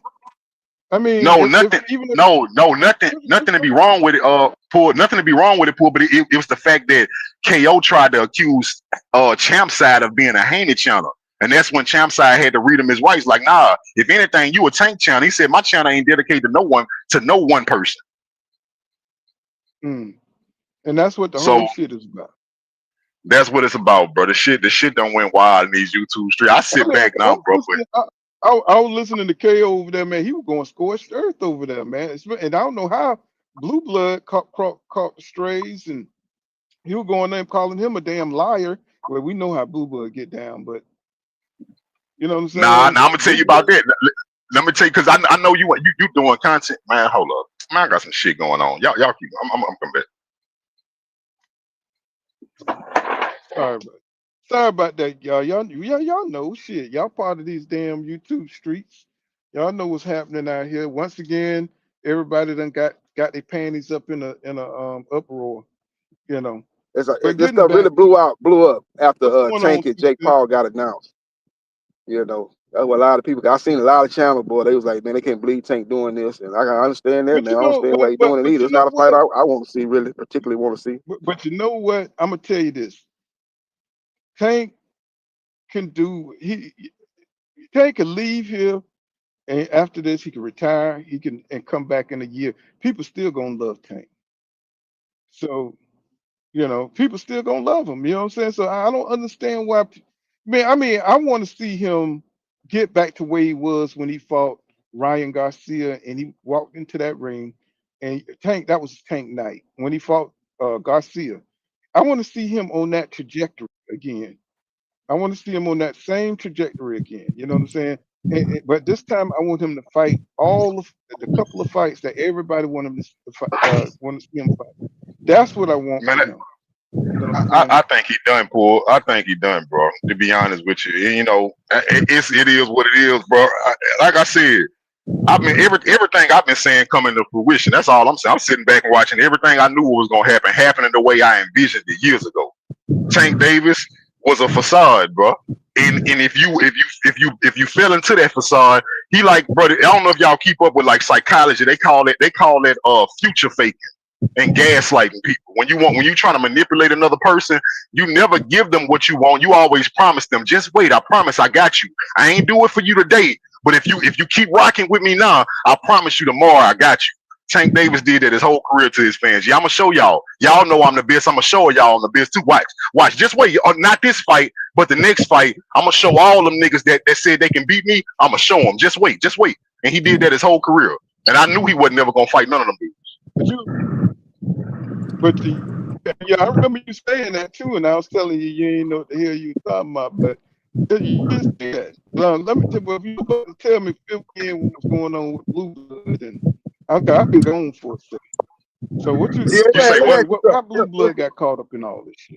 Oh, Blue Blood. So Blue Blood, right? With Blue Blood, this what just happened with the Blue Blood situation because he on live right now. So I don't know how Blue now mind you, because I ain't gonna lie, bro. I keep up with what's going on a little bit, but I ain't never seen what KO was saying as far as how he first said Blue name, right? But I do know now in his live last night, they say he was calling Blue a liar and he clickbait and he this and that. And I'm not gonna say Blue don't, right? I'm not gonna say he don't. But I did see what Blue said, and I feel like Blue got the better of him in that one too, because Blue started going to his channel and pulling up his videos, right? Pull counter. And he started showing shit that KO was saying that never happened. This nigga was talking about, the negotiations between Tank Davis and Keyshawn got Keyshawn running scared. Man, Tank Davis ain't never negotiate with Keyshawn Davis. Never. He was saying shit about Tank Davis about to make up. So basically, every time one of these fighters came at Tank Davis' neck, and that pressure got on Tank, because think about it. If we was telling Tank we wanted to see him fight somebody like a Devin, right? And that shit was the big news. What KO was doing, what it looked like KO was doing, he'll go back and make a video. Yeah, Devin Haney running scared. He don't want no part of Tank Davis. Tank Davis tried to reach out. That's the type of moves Blue was pointing out that he was making. So whatever it took to make Tank look good, he was putting that shit in his videos. But why was Blue Blood going at KO though? I mean, no, this is what I'm saying. I don't. This is what I'm saying. That's the part I don't know. That's the part I don't know. You know that shit Champ Side did? Like, them niggas like to throw rocks and hide their hands, and it's just some hoe ass nigga shit, if you ask me. This shit is they like been going hip hop. That's what I'm saying. It's just a bunch of It's just a bunch of stupid shit, and then they want to poke you, poke you, poke you, poke you. You see how Champ side kept fucking with me, fucking with me, fucking with me. I never responded though. What I'm saying, they want to poke you, poke you, poke you, and then when you respond, oh yeah, and oh, and then they want to play victim. Like that's the type of shit these YouTube niggas be on. But see, all right, with 2 cents with you, I heard the shit that went down with you and Champside. You got, to me, you got more of a case to be like, look, me and Champside really fell out. I got beef with this dude, yada yada yada. With KO, what it seemed like to me is it really was KO sneak this Champside, and Champside got wind of it. Champside ain't never said nothing about KO. Now Champside did get into it with everybody that KO fucked with, but he didn't never go for KO personally first. Champside was beefing with Fanon. He was beefing with KQ. He never said nothing about KO. Wait a minute. Is that who he was talking about when he was talking about the cokehead? And oh my God, the hell going on? And you feel like I don't do the YouTube beef. I don't do the YouTube beef. I mean, I ain't fall out with him, but you know, I went up there to talk to him, and he put up a video like, "Oh, I won this debate with Take #1 fan." And then this nigga continuously talking shit about me on this live stream. People keep sending me clips and shit, and I'm like, you know, I don't get involved with bitch ass niggas. Like, I stay away from a bitch ass nigga. What? That's what I'm saying. So, with y'all, I can understand y'all beef more on a level where it's like, no, it ain't no beef. There ain't no beef. I'm just not gonna fuck with you. But I'm just trying to tell Poor like, it's just stupid shit. I don't even get it. I don't even get it. What you say, Poor? I'm just like you. I'm like, and that's all I have to do. You ain't got to entertain the boxes. Everybody has to, you know, go back and forth. Is what I'm saying. Them guys are already established. You know, they've been on here for a long time. I don't know why this ego stuff is so, you know, why everybody's so tied up into it. I've seen Fanon go crazy, you know what I'm saying, with beef and all that kind of stuff. You know, everybody, they good. Everybody's good at what they do. These boxers, that's what it started. Big enough for everybody. That's where it started. It started with the like you say, somebody will go for somebody, but you will try to. That's what I took from it, bro. KO was trying to defend his homies, and I don't get into that. Like, I'm gonna give you an example. You remember when Blue Blood was when he was talking to Terrence Crawford after everybody assumed he was more of an Errol Spence fan, right? So everybody was pissed off when they found out he was talking to Crawford, and then the Errol Spence fight didn't happen. You know, I went in. I went in. And the thing is, I'm gonna give you an example about how I get down, right? I fuck with you and I fuck with Blue Blood, right? So just because you had an issue with what Blue Blood did, I really didn't, right? But that didn't cause me to stop messing with you or Blue Blood because y'all didn't get along. You see what I'm saying? Mm-hmm. So that's the type of dude I am. I'm like that in real life, but just because my two homies, if I really do rock with both of y'all, I'm not gonna look at neither. You see, if I rock with both of y'all, bro, I'm not gonna change up on either one of y'all because y'all beefing with each other. You see what I'm saying? Right. So right. when KO heard, when KO heard that Champside didn't like people he liked, he made it personal. Like, you must don't like me either. That's what I got from it. That's not what happened, bro. I ain't even trying to rehash or go through this, but it's just a matter of. I'm just trying to catch up because I've been out. I mean, everybody gonna have their different perspectives, but I mean, it is what it is. You niggas just keep talking and sneak this and doing this and doing that, and then when somebody say something back to you, you wanna cry and play victim. That's literally what's happening. I don't think Champside playing victim. Champside like this shit. Like, I don't think he playing victim at all. He like this shit. I ain't never heard Champside not once did he say, "Man, they coming for me. Why they doing this?" He like this shit. Well, I guess. Well, you know, the controversy gonna make them all grow. I tell you that right now. You know, that's what I was thinking about. This shit entertaining. Yeah, the shit. I mean, shit is gonna. All the channels gonna grow from this shit. So, you know, they say all publicity is good publicity. You know, right. I just keep it where I don't care about that kind of shit. I just like talking about the damn sport. You know. Yeah, so like once you start getting Now I'm gonna give you an example though. 2 cents. I'm gonna give you an example. 2 cents. What my issue is. So I'm gonna give you. I don't like when people accuse somebody of something that they doing. So I'm gonna give you an example between me and you. that'll be like me being like, man, I don't like 2 Cents because everywhere she go, she gotta praise Tank Davis. You don't do that everywhere you go. But guess what I do? I go everywhere and let everybody know I rock with Devin Haney. How fake I look if I was like, yeah, I don't like 2 Cents because everywhere she go, she gotta let everybody know she rock with Tank. You don't do that everywhere you go. But I do. Yeah. That's the type of shit I don't like. Yeah. Well, I don't know why the fans be fighting. I don't understand fans be fighting over this shit though. You know, the Devin Haney fans don't like the Tank fans, and the Tank fans don't like the Devin Haney fans. I don't understand that. It's like a guy. Well, with me, I'm gonna be real with y'all. With me, it started when everybody was hating on Devin. I felt like the dude wasn't doing nothing but what I wanted him to do. But when I realized that being a Haney fan really made people mad, I used that. I have fun with it. So I like to go places and let everybody know I'm a Haney fan because I know I'm gonna start some shit. They agitating. And you know, Bill Haney is the reason why Devin got all that smoke. Come back and like tell about you don't know why. You say what? I said, you know, Bill Haney the reason why Devin got all that smoke. Bill Haney went around pissing off all the other black fighters' fan bases. That's a no. Let me say 2 Cents. That's a bad talking point. I'm being honest with y'all. That like people who don't like Devin, that's a terrible talking point. I'm just to say that Bill Haney is the reason why people don't like Devin is crazy because what you're trying to say is because hold up. What you're trying to say is it's because some kind of way Bill Haney done stirred up smoke with other people. Every fighter stir up smoke with other fighters. Every fighter. Bill Haney ain't did nothing that nobody else did. Dude, Bill was on this internet every day arguing, going back and forth with fans. That's what I'm saying. Like Bill has been more visible. That's not where it started. That's what, right. Okay. But listen, what I'm trying to tell you is that's not where it started. Because I remember. I just don't like Bill. That's what people say all the time. No, that's the lie. That's the lie people tell to keep from telling what it really is. Because I remember when all three of these fighters, now 2 Cents, I remember when you came to boxing YouTube, I was already here. But when Devin Tank and Shakur first hit the scene, nobody hated neither one of them. All three of them dudes was getting love equally from the black community. It wasn't until Devin went public and said he wanted to fight Tank Davis, and then everybody was like, "Why you want to fight Tank? He'll knock you out." And Devin said, basically in so many words, Devin and Bill say, we approve to you that we ain't scared of Tank and he's scared of us. They started giving us all the backstory of the sparring, how Tank quit, how Devin been trying to get a contract with him.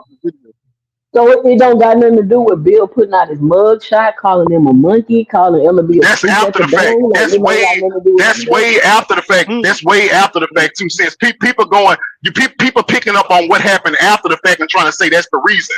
That is not the reason. The reason is because everybody loved Tank Davis and Devin and Bill exposed him for being scared to fight them. Okay, so it's Tank's fault. Yeah. I mean, that's my whole thing, bro. Just tell the truth with me. If y'all ain't catch on yet, I don't care if you don't agree with me. Don't lie, though, because to say that they don't like Devin. That's genuinely what I think. No, I just think you uninformed. That's what I think. I don't think you lying either. I think you uninformed. I think you came in late in the argument. Okay. Well, you remember back when Fanon was actually working with the Haney's. I mean, that was way back when he was actually trying to negotiate a contract with that was Gary Russell. He was trying to get Gary Russell, and he was trying to I forgot what he was trying to negotiate a contract, and he was actually on Devin's side. Then when I came back, that motherfucker hated them.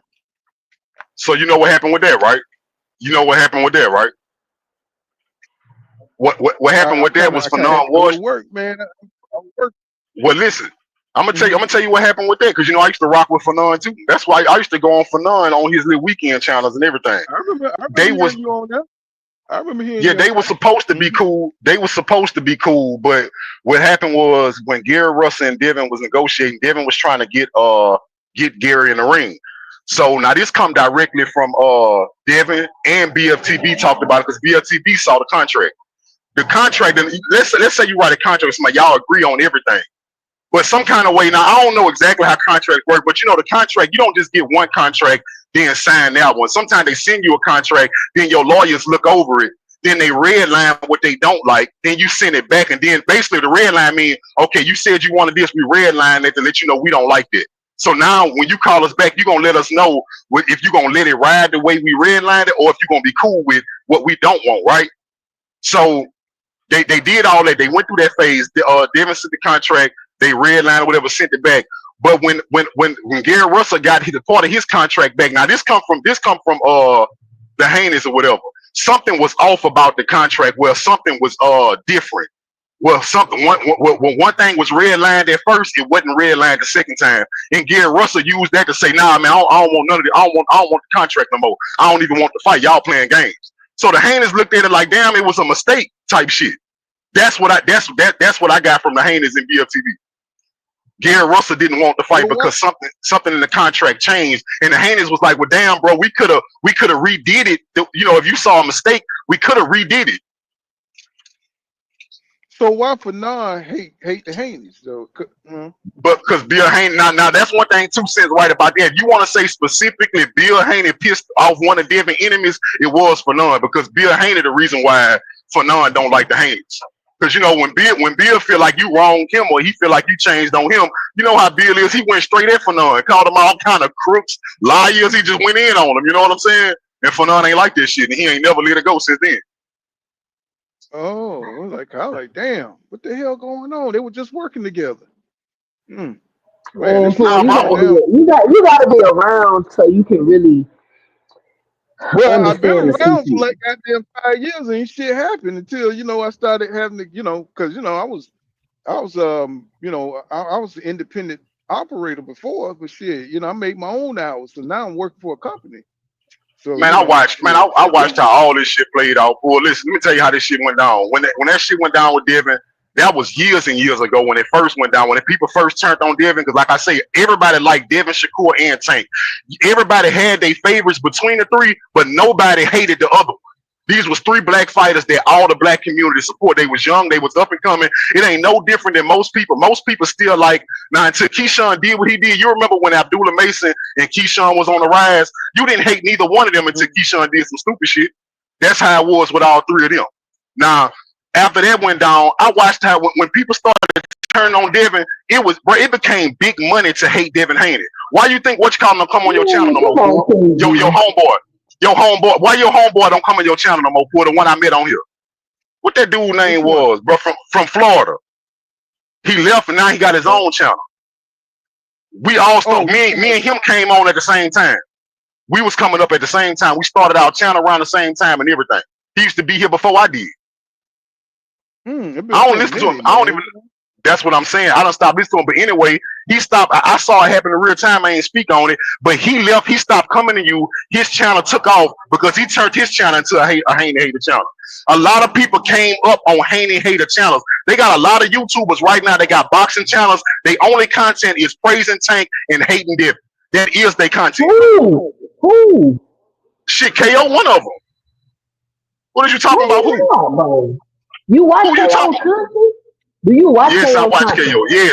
Yes. KO channel consists of praising. He praised Tank and he hate anybody. That's not okay. Yeah. You ain't. That's one thing you can't tell. You can't. I'm not one of them. But I forgot the other dude name. I forgot this dude. He used to be over here. Bro, he the dude from Florida. He used to be in the hospital and shit. Boy, you gotta know what I'm talking about, bro. This nigga used to always be over here. You ain't talking about upper echelon, is it? Because he.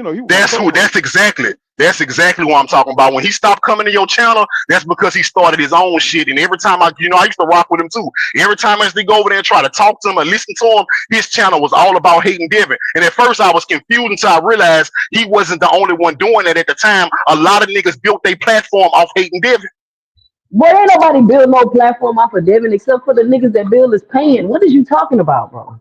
Who is Bill paying? Y'all accuse Champside of y'all accuse Champside of getting paid by Bill. He ain't make a video of Devin in 2 months. So how far the money going? I guess, bro. Well, they go back to what I'm saying, but the truth is only on one side. The truth is only on one side. Well, I just wanted to know what the hell happened, why everybody was going at each other. And it's like 2 Cents said, shit is pretty petty, it really ain't helping the sport. You know what I'm saying? The fan bases hating each other and trying to see who's the hardest and see who the weakest is. That shit don't make no sense. We fans. What the hell? We ain't got no skin in the game. You know? I mean, Yeah, they're they need big to have channels. fun with it.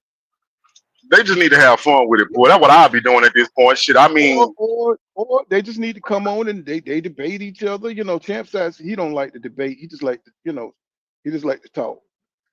So he don't like. I know he can debate, but he don't like debating in a strict form or nothing like that. But just them niggas need to talk it out or whatever. You know what I'm saying? Or they just don't mess with each other because everybody got their own domain, and all we talking right, about is boxing, man. This is crazy. Because I right, just right, right. listened to KO what he had to say, and he was going scorched earth on everybody content over there. I was just like, wow. I said I missed something. I was like, damn. It's like, KO used to come on to my channel all the time, you know what I'm saying, and holler and everything and talk boxing and stuff. But I don't At know. one point, bro, I all mean, the black YouTubers was cool, bro. I'm telling you what, bro. When Devin Haney and Tank Davis started beefing, that's where the shit went haywire. It's somewhere in between yeah, Errol Spence and that's right Errol because Spence that's right and because he Terrence used to come Crawford on my caused it. channel.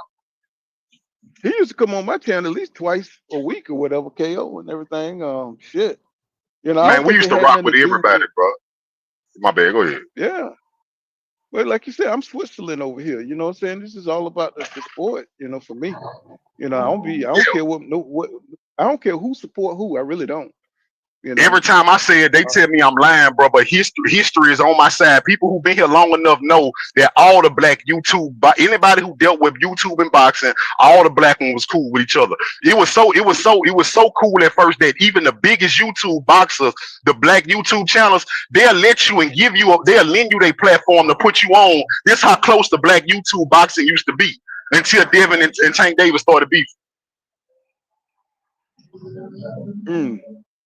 That would be we me and Upper Echelon came out with that idea that all the YouTubers should get together and box, have a place, what I'm saying, like in Dallas or whatever, wherever anybody agree to meet, and all the content creators come out and box and should have a whole tournament and stuff. Well, I used to go around to everybody's channel, but shit, I ain't doing that shit no more. Especially after that shit Champs out pull. I ain't doing that shit no more because like it don't make no sense. And guess People what, too, saying so I heard that. I heard that when that went down. But what I'm trying to tell you is, years ago, before the whole Devin and Tank shit, boxing YouTube, the black boxing YouTube wasn't like that. People, bro, it was a real respect for space at first. yeah, but I don't know. People just the thing is, and I see it now. Even like what's going on with Tank, like I'm talking to people and somebody be like, "Oh, but she a Tank fan," as if you gotta yell out I'm a Tank fan so everybody could start talking and acting different. Like that shit's stupid. Like like everybody keeps labeling me, she a Tank fan. Like that's some you're a type of scarlet communist. letter You're or a something. communist. Hey, that shit like like when they were calling out communism, they were calling people a communist That's and what shit. it's like out here, Paul. That's what it's like. I swear.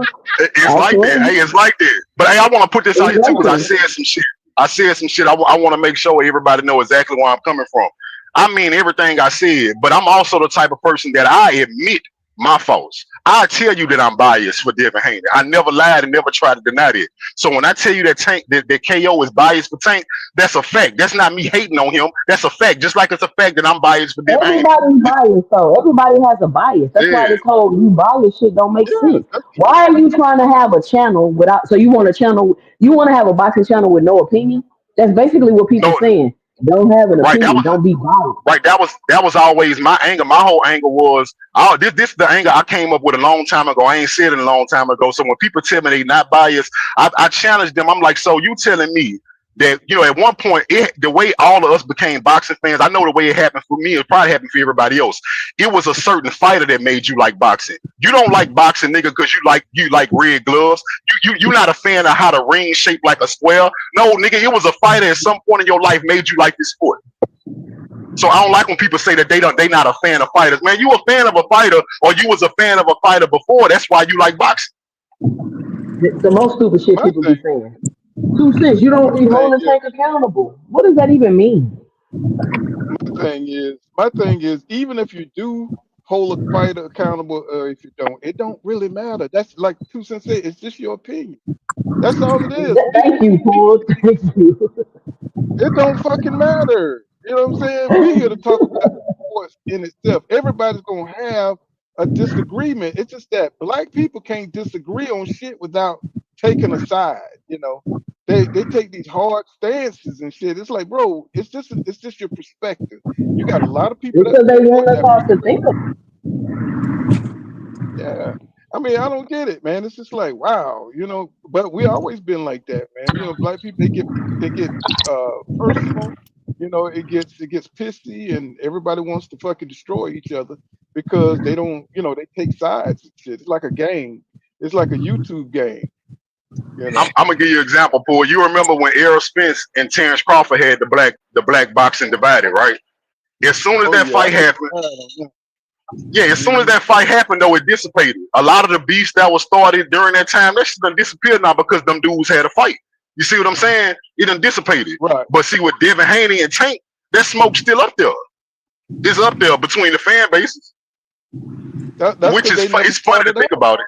Right. Right, it's funny to think about it, but it's really like this. Like the fan base is really beefing like Crips and Bloods, bro. Right. You know, I mean, it's wild, but they so passionate. But you know, but like you say, some people they channel depends on the controversy. You know, if they can't keep the controversy up, then they ain't got nothing to talk about. You know what I'm saying? So that's why I like 2 Cents because you know, even though you know she loved Ryan Garcia and shit, you know what I'm saying? She talk about it. She talk about everything. You know what I'm saying?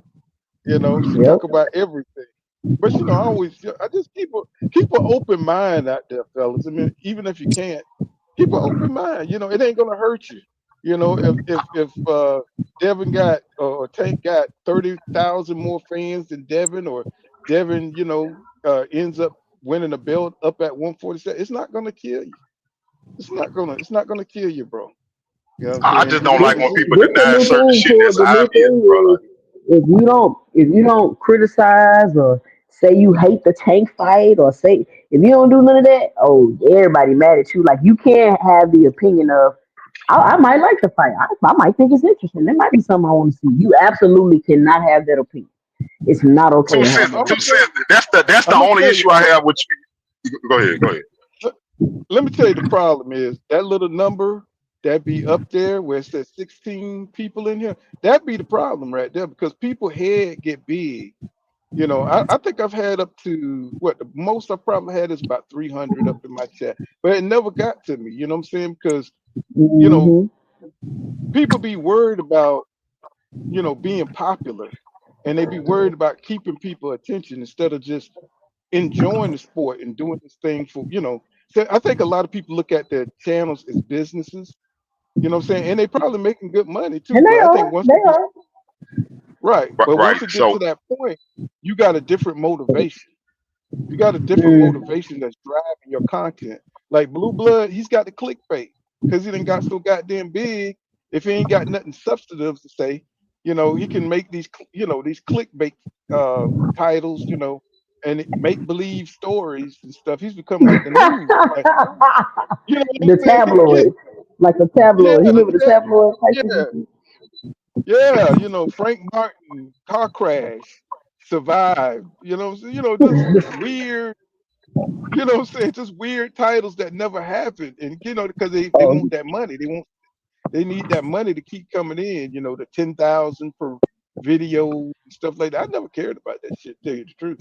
You know, I've yeah. but always came at go but ahead. nah, 2 cents. What I was saying, 2 cents though, is how you was coming out with saying that you you got a lot of recency bias. Like even when you just said where the attacks on you coming from, you like, well, people got a problem with me having an opinion about this fight. Like, no, you don't understand. The people problem with Tank Davis go way back further than just a Jake Paul fight. This just Yeah, icing but on this adding fuel to the fire. I'm talking about the fight specifically though. Well, again, this adding fuel to the fire, so they gonna latch on to it. This the latest thing he did that they don't like, so they gonna latch But on that's to what it. I'm saying. It just what do y'all other favorite fighters do that y'all don't like? That y'all latched on to?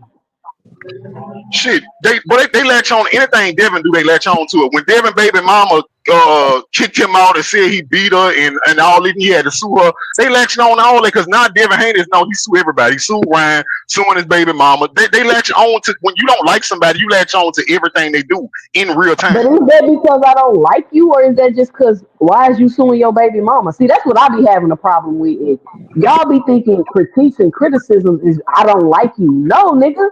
Why is you suing your baby mama, bro? For gifts that you I mean, bought I would her. sue her Like, too. I think that's a little. Okay, well there you go. But some niggas is like, hey, if I was tricking, then I was tricking. Like, you the worst trick ever. You want your gifts back? Come on, bro. Nah, What he you wasn't. He talking wasn't about? suing. He wasn't suing her for tricking. He's suing her for lying on him. She accused him of abuse that he was never convicted of. It never even happened. She got a restraining order. She You can got a put a restraining restraining order on order. anybody. You can put a restraining order on Yeah, anybody. You don't need no proof they did you nothing. You can call. I can call and get a restraining order put on full counter, and I don't have to prove he ever did me nothing. That's not yeah. even I true, mean, though. but Devin, all that is Yes, it Devin is. catching up. That's just Devin catching up with Tank. They both be hoes, so they just catching up. You know what I'm saying? So I mean, of you course, know, people gonna talk about that. Come on now. But yeah, well, I my thing mean, is, if I was you famous, could tell Devin, you could tell Devin a good kid though. I mean, Devin looked like he just started, getting with women or something. The way he, Clearly, that boy there, that could be my son right there. The way that boy moves. I but don't he think he got hit Bill right nobody. there. He's 50 and 0 in the streets. How Bill letting him take a L like that? yeah, my thing is, if I Bill let him do his thing, man. Bill letting him do his thing. yeah, Yeah, my if he thing took is the though, if I'm Mm-mm. famous, if I'm rich and famous, and my name tied to my reputation, anybody that lie on me, I will sue you. That's why Cardi B, you can't say nothing about Cardi B she ain't do because she gonna sue you. And I'll do the same thing if I was yeah, famous. Anytime you lie on me, I'm suing You would sue the mother of your yeah. children? you. Yeah, especially if I don't get along with it, she trying to take me down, I'm gonna sue the fuck out of her. Everything she got, Mm. whatever you got, I want all of it. Wow. Yeah, I think Cardi did she sue Tasha K for like 4 million or some shit like that and won. Yes, and ain't have no mercy on her. Tasha K tried to call her and squash it. Like, look, I ain't got no money like that. Cardi B was like, well, shit, you shouldn't have lied on me. And I feel the same way. You ain't nobody make you But lie on me. she gave her chances to take the shit down and she wouldn't do it. So you Right, man. know, These people but famous, bro. Their reputation is their livelihood. You can't be lying on these famous people like that. man, ex parte says not a restraining order in the preliminary phase. It's called ex parte. We got some lawyers up in this mug, man. Got to be careful, boy. You might have Bill Haney lawyers, have what's the name, Tank lawyers over here listening to these channels and shit. Oh, don't say I that. tell you Don't hey, right don't say Bill Haney lawyer over here. They gonna accuse you of being on Bill Haney payroll, boy. Don't say that. I know. I was like listening to him saying showbiz because I was talking about how the YouTube it makes sense for them to have plants inside of YouTube because we getting Yeah. a lot of polished people up in this motherfucker. You know what I'm saying? A lot of people that seem like they kind of like pros at this shit. So I'll be watching out for that. I said I could tell when they drop these plants up in here to try to influence, saying people to their side or their network or what I'm saying, I said that makes sense for them to drop people around like that, what I'm saying? To try to control the messaging and the narratives, set narratives and stuff like that. Because it's only Yeah, what I smart business. what I heard they doing, this what people getting accused for. When I first heard it, I thought it was crazy because the whole narrative that they got YouTube channels getting paid, that came about what, 3 years ago, maybe two and a Yeah. half years ago, right? Yeah. So when I first started hearing that, I was like, man, that's crazy to think about, but I do believe that that's happening. But my whole thing is, to everybody that get accused of this poor is people that's obviously not doing it. And the ones that's obviously doing it never get accused of being on somebody's payroll. It's no different than the PED users. In boxing, everybody who is snack is getting accused of being on PEDs, even though none of them testing positive, while the people who actually testing positive is not getting accused of being drug cheats. That's the same thing with these Because people that's why so they called on don't need to payroll. be accused. They already drug chiefs, King Judah. And why are snack fighters being accused on being a PEDs, King Judah? Why do you think Because that snack is? work. because they don't like 2 them. cents. You I'm not think gonna it's lie. because they don't I'm like not them? trying to. I'm not trying to have a crazy conversation. Again, you have people that's already popping dirty, and you have people that's getting accused of popping dirty who never did. That's craziness. That's the same thing with these channels where you got people who are accused of being on somebody's payroll when the fighter that's in question that they covered, they only covering them 10% of the time throughout their whole YouTube channel. But the same people that's accusing them of being on the payroll is covering a certain fighter for 90% of their content. Who the fuck you think is really on somebody's payroll? Listen, Well, you got everybody a entitled to point. their own opinion. Well, I seen a bunch of them come and go, so I really don't fuck with a lot of people channel. If I fuck with you, it's because I like your content, you know. Right. So I don't really And I definitely don't go to channels I don't like.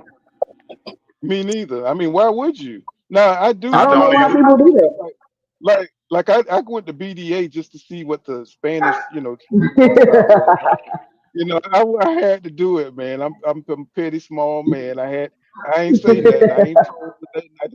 I just had. 'Cause I knew he was a big Canelo fan, so I Yeah, had to put my ear in there just to see what the hell they were saying. they You say know what he I'm saying? flipped. They say he flipped. You know, they say he flipped after Canelo lost. They say he went crazy. I don't watch him, but that's what I heard. Say he went crazy. Well, I mean, I just went there for that night because I can't stand his content. He got good content. Don't get me wrong when he's being impartial, but that motherfucker there, boy, he is 100% Canelo, 100%. You know, but That's you know, I guess crazy. he had enough people come through there to let him see reality. I don't know, but you know, yeah, that boy is very uppity. Him and Hidden Gem shit is fire though. You know, he be breaking down that content, Hidden Gem, and it's another gem that I like to watch when they break down the Boxing fights and gym, stuff. yeah, boxing gym. I know you're talking Yeah, about both of them. yeah, I like they Y'all should content, look but they up Immortality Serum. He got some good breakdowns. Yeah, I went I on just boxing gyms. I went on. I was arguing with Tim Bradley on boxing gyms. I got into it with Tim Bradley. You know, him and Tim Bradley cool. mm, Yeah, I Man, was Tim that Bradley arguing be with that Tim. trolling. I don't know if Tim that is Bradley funny. be bipolar or what. That boy arrogant as hell. Tim Bradley be all over the place, man. I'd be like, Tim, what you talking Tim about, bro? Bradley he just be out here wilding, man. Tim Bradley, he be coming up with some crazy conspiracies and That's what I'm everything. saying. That's what I'm saying. But see, Tim the type of dude, when you talking to Tim and he on point, he gonna be on point. But he one of them type of dudes that when he wrong, he gonna die on that hill too. Though he not gonna walk back. He not gonna walk nothing back. Even when he wrong, he gonna stand on that hill too. Yeah, Tim Batter trying to grow his channel. So he's saying what he got to Who say is to grow his channel. who is this? KO? Don't get scared Sorry, Nah, now. JB. What up, King? Hey, what's up? Salute. I don't see the what name up? tags up here. I see 2 Cent, but I want to That's properly address that's everyone. JB. That's JB, and that's King Judah. Well, I don't see the name You tags. I heard? don't know who I is just that told. with the lion up That's there. That's King. That's King King Judah. Judah. Okay, King Judah. I think he was one that was speaking like about 5-6 years ago when we was titling him as the Four Kings, Ryan Garcia, Devin Haney, Tank, I Tio. can't believe I left my charger at work. My computer charger. And it started to be a divide among the communities, of all the guys that was promote, the boxing channels. It was, people choosing sides with the fighters. I think the deeper underline at the time, from what I remember, I think that's when Devin was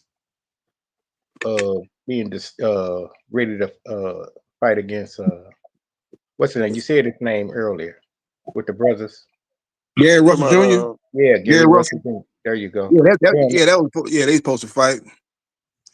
and then yeah, that was an issue, but I think it was a deeper line, more so with PBC and Top Rank, where it became a real cultural divide within the community. And it is just my observation, Yeah, but that was you're Spencer right. You're Crawford. right. Spencer Crawford No, with you're right. two fighters that were involved in those two promotional companies. right, Crawford with Top Rank and Arrow with PBC. Right, and I agree. But once again, I'm standing on the hill where the deeper line was PBC and Top Rank. Because almost like I'm just going to use the analogy of the rap beef, Pac versus Biggie, and then East Coast, West yeah, Coast. exactly. Then as the years went by, we realized they didn't really have an issue. It was the labels having the issue. They were just the poster guys of it. So that's what I was saying. I think it was more so about the promoters having the beef versus the fighters. Yes, the people gonna gravitate to the fighters. I think that when you say, hey, the channels were getting paid to promote, to run their narratives, it was most likely coming from the promotion companies creating that divide at the time.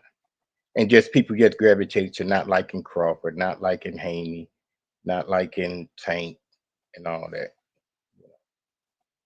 Yeah, But but they they be just Yeah, I getting agree. passionate I with agree. I agree with that. I agree with that analogy that was part of it. You see what I'm saying? But so what you're saying is not wrong because at that time, PBC and Top Rank, they was beefing. There was obvious animosity between them two promotional companies, right? And but my thing is with the fighters in particular. Usually in the black community, bro, when we got like 3 fighters like them three dudes. We see this over and over again. The most recent example of that was 3 people, but one of them he not their age though. It's Bruce Carrington. But from what I remember, Bruce Carrington, what his name is, Abdullah Mason and Keyshawn all kind of stepped on the scene around the same time. You know correct. what I'm saying? And just like we did with Devin, Shakur, and Tank, the black community embraced all of them. Nobody had hate for either one of these dudes. Anytime you saw them fight, you rooted for them. You said they next up. Usually you wait to these dudes to do something you don't like before you decide I don't like them. You see what I'm saying? And that was no different between because right now the most recent example would be Keyshawn Davis. He done turned a lot of people off him. People still love Abdullah Mason. He never gave him a reason not to in the black community, right? So Right. when you look at what happened with Devin is, and I'm telling y'all this, bro, if it's not true, find the facts and give them to me. But what I remember, because I remember when I first got on this, actually, because I had stopped watching boxing after Floyd. I thought that boxing was done. I'm like, well, shit, it's not that entertaining no more. Now, I did like Errol Spence, right? Errol Spence brought me back. But when I started looking at the younger dudes, I was like, which one of these young dudes I'm going to follow? Because I didn't even like the lower weight classes at first. If they was lower than 147 throughout my life, I didn't even watch those weight classes, right? So, but when I found out the first fight I actually got on to was Shakur Stevenson because he was in the Olympics. So I was like, damn, bro, we got a young dude in the Olympics. So I started following Shakur. So then people started telling me about Tank Davis. Devin was the last one I found out about. And I was like, well, shit, they got another dude named Devin Haney close to their age. So I started watching all 3 of them. Now I'm supporting all 3 of these fighters. So now I'm watching one by one everybody talking about what they like and what they don't like about these dudes. At this time, nobody hated Devin Haney. It was never, oh, he trash, he pillar fisted, he this and he that, he run. It was all about how he talented. He the youngest one, so he got to polish up his skills a little bit, but he gonna be one of them ones. That was the talk about in the black community. It wasn't until the word came out where Devin was telling everybody that he want to fight Tank Davis. Devin, of course, if anybody keeping up with it, Tank Davis ain't never uttered them words. Devin was the first one out of all 3 of them dudes to look at because at first all 3 of them was kind of cool with each other. But Devin was the first one to look to his left and look to his right and say, I want to fight you. Devin was with the smoke from jump. He told Tank Davis, I want to fight you. And now the rest of the boxing world looking at it like, well, shit, Tank Davis, the one that's with Floyd Mayweather, he getting all the cachet. He got all the power. He older than you. It's no way you can beat him. What make you think you can beat Tank Davis? So Devin was like, well, shit. So basically, this how this shit went down. Devin was like, yeah, I can beat him. So after a while, everybody was just like, well, damn, this dude crazy. It still wasn't no hate at that point. But Devin didn't let it go, and Bill didn't let it go either because they really wanted their fight. So it went from being you crazy to, man, you need to shut up. You hating on Tank. Now you hating. Why you just won't let him be great? So then Bill and Devin like, well, how I'm hating because I say I want to fight another fighter. Ain't that's what I do? Ain't I'm here to fight other fighters? So then it went from, it went from you hating. Okay, if you not hating, then you bluffing. You don't really want to fight Tank because he'll knock you out. Devin like, I know I can beat him because I beat him before in sparring and made him quit. Everybody called Devin a liar for years. So Devin said, yeah, they got footage out there. I made the nigga quit. For years, they called Devin a liar and said Tank ain't never quit. Then the footage came out and Devin said, not only did I make him quit, The nigga said he wanted to fight me again. He wanted to spar me again for a third time, but they had two sparring sessions all together. And Devin never lied. They asked Devin, what happened the first time you and Tank Davis sparred when you was 14? He said, Tank beat me up. He never lied on Tank Davis. He said when I sparred him 2 years before I was 14, he beat me up. The second time we sparred, I made him quit. So he said Tank Davis wanted to spar him a third time. He told the whole world, I told Tank Davis on the phone when he said he wanted to spar me again, he said, I'm not a fucking sparring partner. Send me a contract and fight me for real. He said Tank Davis hung up and never talked to him again after that. Nothing Devin Haney ever said had been proven a lie, but that's when the hate started. When Devin started showing receipts and telling the whole world your favorite fighter is really a bitch, that's when Devin Haney started getting hate. That's what happened in real time. Yeah, I agree. I was hoping you would put the timeline in context and in the actual years, because I think the Gary Russell situation predates that, because that's when all the talk about the term sheet. I know you used the term red line. That's when they were saying, hey, the term, it was something flawed in the term sheet, that Bill Haney didn't actually sign the term sheet, or he signed his name wrong, so that didn't validate the term sheet, which is a prerequisite to the contract, the actual contract. They send you the term sheet, you agree to the terms, and everybody agreed to the terms. Now we're able to build a contract off the term sheet. And yeah, well, I remember it was some stuff missing in that contract. That's why they didn't sign it. I think Fernand looked at it. He been a lawyer. There was a lot of stuff that should have been in that contract that wasn't there. Venue, date. Right. There was some stuff that was missing. Yeah, but that wasn't. I mean, to cut you off, that wasn't an actual contract. That was a term sheet. They never got to the phase of the actual contract. They submitted them a term sheet, and they couldn't agree on what was going to be the terms, everything, which is something you pointed out. You know, the venue, you know, the revenue from all the stuff, you know, concessions, merchandise, yada yada yada. And so they never got past that phase. And but that was during the Gary Russell phase. Then right after that is what King Judah was speaking on as far as Tank goes.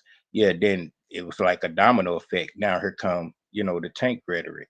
And that created a bigger divide. Now, you know, everybody really choosing sides when it comes to these fighters. You know, some people support, some people don't. Hey, I ain't mean to. I don't want to cut you off, but I want to kind of finish my overall thought. My overall thought, I'm trying to tell y'all, because a lot of people know I'm not shy about saying I'm a Haney fan, right? But I'm trying to let y'all know the origins of me being a Haney fan. I didn't even. Hello?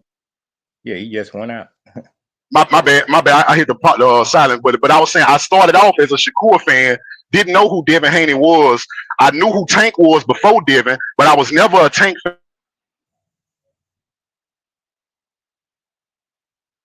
Went out again. I think he hit that thing again.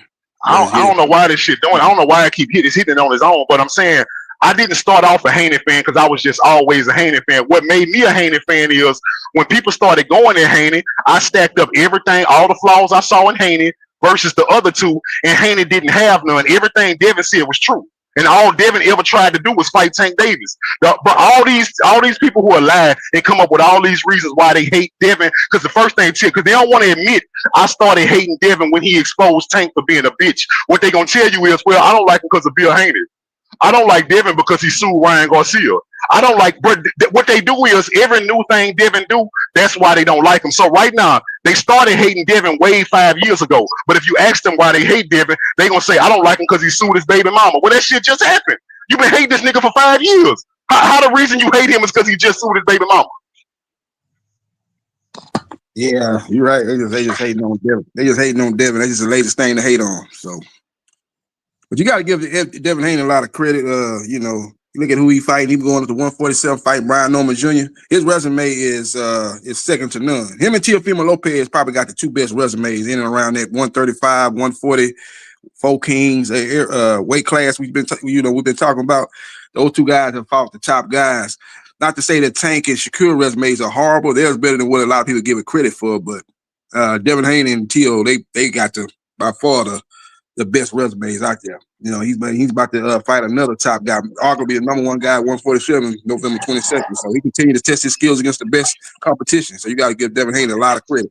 Teofimo Lopez, I'm not a big fan of his. you also got to put Ryan Garcia in there. You know what I'm saying? I always But felt like see, he was I the least. think the Yeah, problem, Ryan go against came Golden in. Boy. He try to fight the top guys Hold on, too. Again, he kind y'all of just go start. against Golden Boy in a lot of Can cases. y'all hear me? Can y'all hear me? It's I can like hear you, Paul. We can hear you. I think the problem came in was when Tank stopped blowing up, man. When Tank started separating himself, and I think that's when a lot of this shit, because he wasn't fighting the Shakur Stevensons when he finally got his name up. He wasn't fighting the Devin Haney's, you know what I'm saying? So, but he was still blowing up as the face of 135.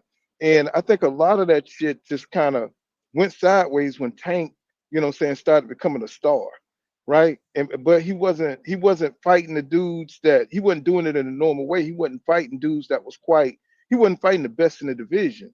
And people were kind of pissed off about that. You know what I'm saying? Because people love the way Tank fight. They love that he get knockouts, but he wasn't fighting the best. And that was the criticism that he took with him. And I think people was just pissed off, you know, that Devin was trying to go for undisputed. And before all that, he had to fight Cambosos 2 times. You know what I'm saying? He had that shitty deal with Top Rank. You know what I'm saying? He Yeah, had to go through all Lomachenko. that trial. Yeah, yeah. And see, he fought Lomachenko, and Tank wouldn't fight Lomachenko. So we started seeing these kind of like little differences in the Four Kings, right? We always thought Ryan Garcia was bullshit because he was always fighting some European or some guy you never heard of, some dude from some dusty dude from Africa or something. He was always fighting these off-brand guys. So they really wasn't fighting dudes. And then Shakur finally fought Hearing. He fought Oscar Valdez, Hearing, and then he started getting his stuff together. So, but it never came together to where they were fighting each other. So, you had all these separate fan bases protecting, Shakur had his fan base protecting him. Tank had his fan base protecting him, saying that everybody else they name not big enough. They haven't fought nobody good enough for Tank to fight. And Tank wasn't even really going after the belts like that. So everybody just kind of fell in different camps, you know what I'm saying, falling behind, not Shakur, but Devin going to get undisputed. That's the accolade, you know what I'm saying? But he didn't fight the Shakurs, he didn't fight the Tanks. That's what we wanted to see. You know what I'm saying? We didn't want to see him fight Cambosos 2 times. But I like the Lomachenko fight, and I think that's where he got a lot of respect, you know what I'm saying, from boxing fans and stuff. And I think that was the war between them two, Tank being a star and being able to get the money from the PBC and getting more views than Devin Haney. So he didn't really need the fight, saying the other guys like that. So, so that's where the war kind of started, and I remember King Judah coming on my channel saying that, he was the first one that was talking about Tank was moving weird and funny. And I was like, nah, Tank will fight anybody, man. I was in my Tank bag, like, man, that man will fight that man. He just right now, he just trying to get a couple of dollars, and what I'm saying, he'll get to him, and he never did get to him. So that's why years later, we everybody's calling out Tank, and people don't like that shit. What I'm saying, they don't like it. I was on Tank's side too. I was like, man, let that man live. Let that man do what he want to do. But now everything shifted in boxing to where everybody could do what they want to do. But Yeah. let's look at it from this point of view. Also, Paul, like everybody is only assuming that Tank is the sole reason why these fights not happening. We don't really know. Everybody's just like, oh, you the A side, you could make the fight.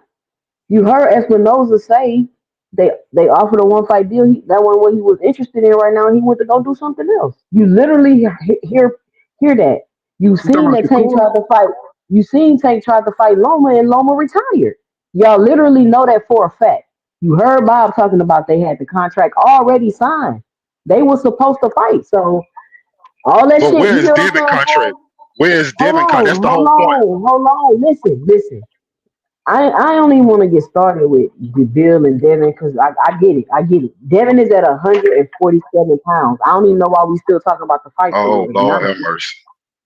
To be honest with you,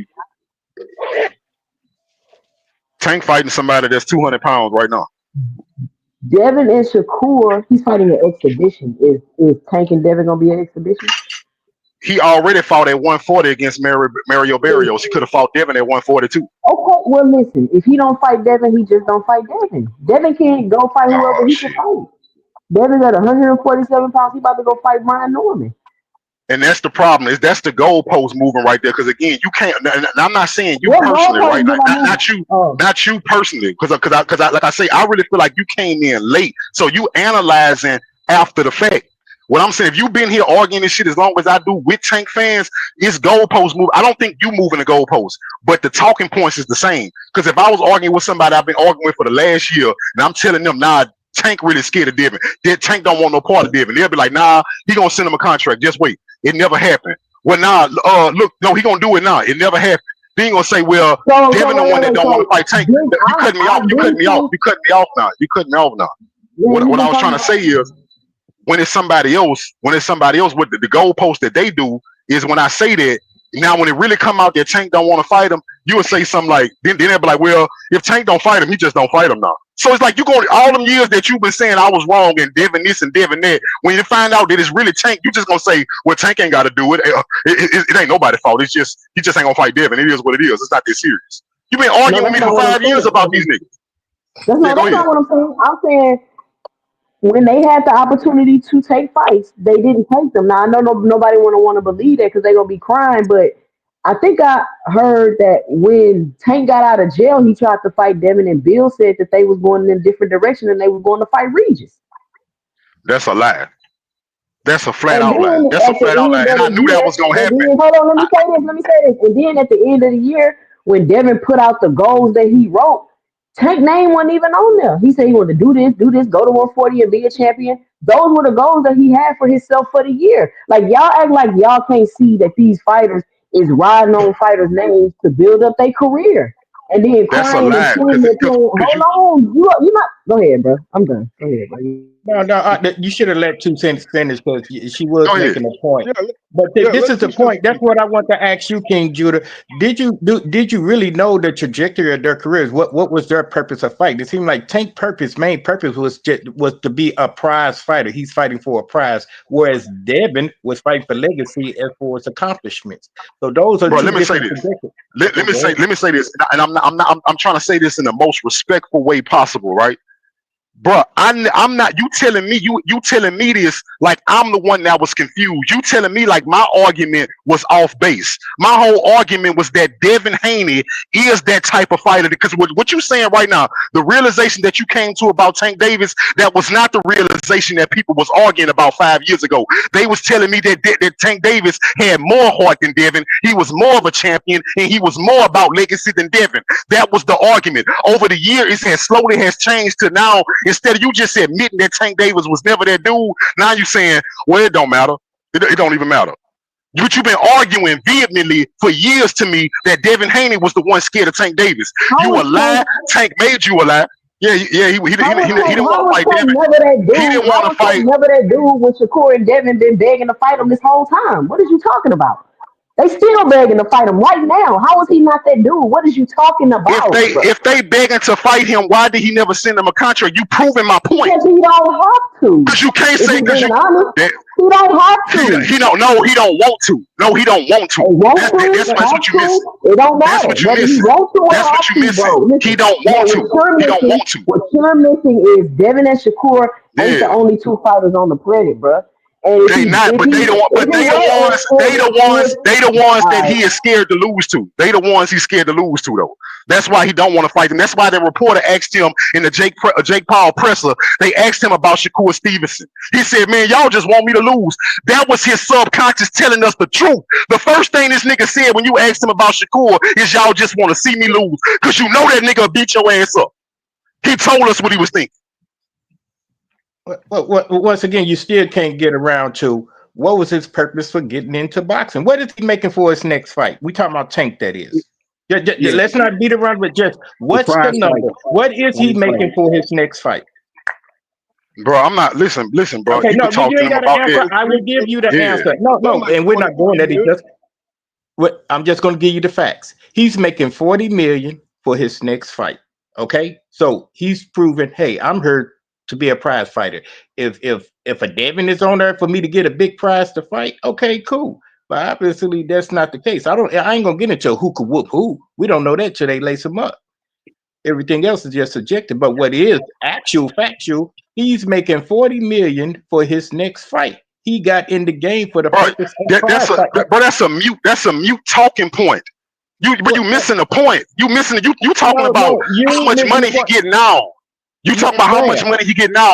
I'm talking about how their career started. I'm talking about how their career started, how Tank Davis insinuated that he would fight Devin Haney, how he would fight Devin Haney, and how now he's telling us he never wanted to fight Devin Haney. That was never his plan. He was never that type of fighter. Yeah, I don't remember him really just boasting saying, hey, he'll just whoop whoever, whatever. He was real selective in how he was going. Well, Floyd was in the beginning of how he was moving his career around. But I just want to ask you, if you Tank never said he'll fight Devin. So he said he'll never fight Devin. That's what you're telling me. Tank Davis said he'll never fight Devin. I'm not saying that. I'm not going to speak for another man. But what I wanted to ask you, if you ain't got to speak for him. He said it out his own mouth. He said it out his own mouth. You ain't got to speak for him. Right. Then that's what he said. But what I'm asking you, if you became a pro fighter, what is your main goal? Bro, don't talk to me about no money, bro, because you arguing something that don't matter, bro. You really is. You ain't even heard the question. It's like it don't matter. You asked me about how much money he getting paid for this fight. I'm not talking about how much money he makes or Devin makes. I'm not talking about that. When you ask me about Devin versus Brian Norman Jr., when you ask me about that fight, I don't know how much neither one of them making. I just want to watch the fight. Right. And you already got a preconceived winner of that match. But if you was a pro fighter, are you fighting for belts or are you fighting for the best purse you could get? I'm not gonna be disrespectful, but I'm not gonna. I just told you that's a new point. That's not even part of what I'm talking about. But that could be somebody else's fact. That's the reason why they're in there to fight. You can't. Nobody can. Guess what? What? You right though, and guess what? You right though. But what I'm telling you is the reason why it's a mute point is not because what you're saying is not true. You missing the overall. I keep trying to tell y'all living in the now. You want to argue here and now. I'm telling you that this debate between these two certain fighters that we talking about, this has been going on for damn near 6 years. You point out the latest thing saying, well, he's doing this because of the money. I'm telling you that this has been compounding for 6 years, where over and over again he has been showing us, I do not want to fight Devin or Shakur because these dudes are extreme threats and I don't think I can beat them. Well, I don't know what it was. That's what I'm saying. I don't know. Maybe he was, but Floyd was managing his career for a while. So a lot of the fights he got was due to Floyd. But once after he, how long ago that was, bro? You can't hold on to that, bro. I'm trying to retain respect for you. That was over 3 years ago. The last time Floyd had control over Tank Davis, that was over 3 years ago. Okay, all right then. So by that time, so that's not no excuse. That's no excuse. I'm not using as no excuse. I'm just speaking of facts. Where you get that mic from, man? That mic powerful than them. That shit is killing everybody. That goddamn mic. Shout out. Hey, pull counter. Shout out the Blue Parrot headphones. You know what's truck drivers? You know that's that Blue Parrot. That's what I'm on right now. Oh, okay. But King Judah, he done woke up today. You about to get 1,000 views on this. But King Judah, what I'm saying, we can't. I don't know what his mindset was when, as far as his career in boxing goes. It seemed like he just wants the biggest prize, and if Devin name comes with a big payday, I think he'll be with it. I don't know who will win in that fight. I don't. I can see Tank knocking him out, and I can see Devin outboxing him. So I don't have a dog in the fight in regards to who's going to win. But I think also on the point you were saying, Devin was in it for the accolades. Devin said, I don't see the road to me getting undisputed goes through Tank. I'm going to get undisputed without Tank. And he went on that. If he was just really about fighting Tank, he wouldn't have been caring about something else. I just want to whoop you. I ain't fight nobody till I fight you. That wasn't Devin's point. You know why me and you will never get nowhere. It's not nothing negative I'm about to say. It's because you thinking logically. What you see, what you saying, that's logical. The people that I'm arguing with, the people that I'm actually arguing with are not logical. Because you said you knew from day one that Devin Haney was a legacy fighter. He is an old school throwback fighter who wants to prove he's the best. Right? Right. But let me get this off right quick. But you also, when you look at Tank, you see him more as a prize fighter, right? What I'm trying to tell you, in the beginning, when this started off, Tank Davis fans told you that he was just like Devin, but better. He had more heart than Devin. He wanted more belts than Devin. You just say that people can't talk for them. That's other people talking. That's other people talking for they. That's them wishing. That's why I No, asked you what I'm if saying is you. my smoke not for you. That's why I'm saying it's hard for me to have this time because No, I no, don't it's have like I smoke said, for it's you like because of how you coming. What it is, Judah, they don't go back. They don't know the battles that you've had on here. You and Dub right Yeah, side. You know what I'm saying? right. Y'all was the only one. We done had 12, 13 people on this panel. You know what I'm I saying? go back You and right. Dub. Yeah. Mhm. Y'all was I real want to say happy. this. I remember when Devin Haney, when the amount of Devin Haney actual fans in this world, I go way back to where you can count the amount of Devin Haney fans on one hand. That's how there far you I go. go back. You go back with H Money then. Yeah. Yeah, What I'm Fighting the trying to tell you showbox is fans. over the Going up my Fighting on motherfucking showbox. channel with all that crazy talk. You know what I'm saying? H Money crazy, man. You know what I'm saying? He used to come over here too. I don't know what everybody, everybody got their own biases like 2 Cents say, 2 Cents done dipped out on us. Not yeah, yet. He but said Stay he was on. scared off because he said he didn't have a Poor, charger you there. ain't know. Poor, what you didn't know, like I said, I ain't trying to start nothing, but your homeboy and a lot of them who probably disappeared, a lot of people jumped on that Haney hate train because I'm telling you, at a certain point on YouTube, when everybody was going in on Devin the hardest, it was a prime time for you to start a channel and talk shit about Devin Haney. Your views was blowing. I don't know. I mean, I just like the truth. I'm like you, Judah. I like to talk the truth. And back then, it was a lot of people hating on him, and I was like, why y'all hating on the man? He just fought Lomachenko. He just became undisputed. What is there to hate on? You know what I'm saying? So it was a lot of irrational. I guess it's just a rivalry between them two, kind of like Earl Spence Jr. and Terrence Crawford. So everybody just picked their sides and stuff, and they just felt they justified how each other moved or whatever. And when you got somebody watching your every move, they're gonna criticize it. My Right. thing is But Tank don't handle criticism very well. He don't mind criticizing other fighters, which is good. You can talk your shit as a fighter, but when you get it back, it's like don't act like it's like he just have a conniption. You know, if you right, criticize a move that he made, and that's my thing. I'm saying Devin got a mouthpiece. He got Bill Haney, but Tank, what I'm saying, he just talk his own shit. Shakur said that Tank won't negotiate with him. He's been trying to get that fight. And I remember I think Shakur and Devin tried to do a deal, and I think he offered Shakur like 25% of the gross revenue or whatever, however that deal was, and he turned it down. He turned Shakur, and I was saying to myself, I said, man, if I was Shakur, I would take that money just to whip Devin. You know what I'm saying? Just to show him, exactly. what I'm saying? Yeah, I'll take the low money. You know what I'm saying? And just so I could get in the ring because I may never get another opportunity because Devin was having trouble making weight at 135. He looked like a skeleton when he fought. It almost cost him the fight too. You know what I'm saying? Because he was Right, so weight drained, okay, for that fight. right. So they had to get it done quickly. And, looked like a lot of things just didn't happen before Devin outgrew the division.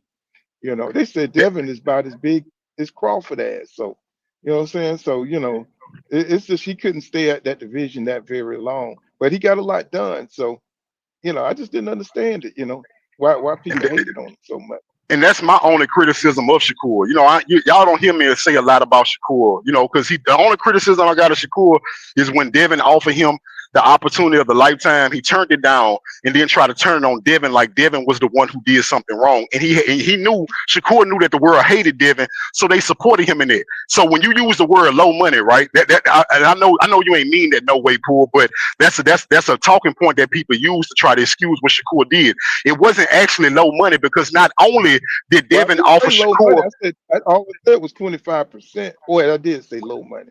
But I'm saying yeah, yeah. I'm talking about from Shakur perspective. Well, It was let low me tell money you why from that. Yeah, yes, let sir. me tell you why that's a lie. I'm gonna tell you why that's a lie, in my opinion, right? My opinion, why that's a lie. Because not only did Devin offer you more than he made, Devin offered you more for a shot at undisputed than he was offered to get it. So already Devin gave you more than what he was offered from the jump. He offered you. Devin got 22% from George Kambosos. He offered you 25% to get a shot at all his belts. While he was weight drained, poor.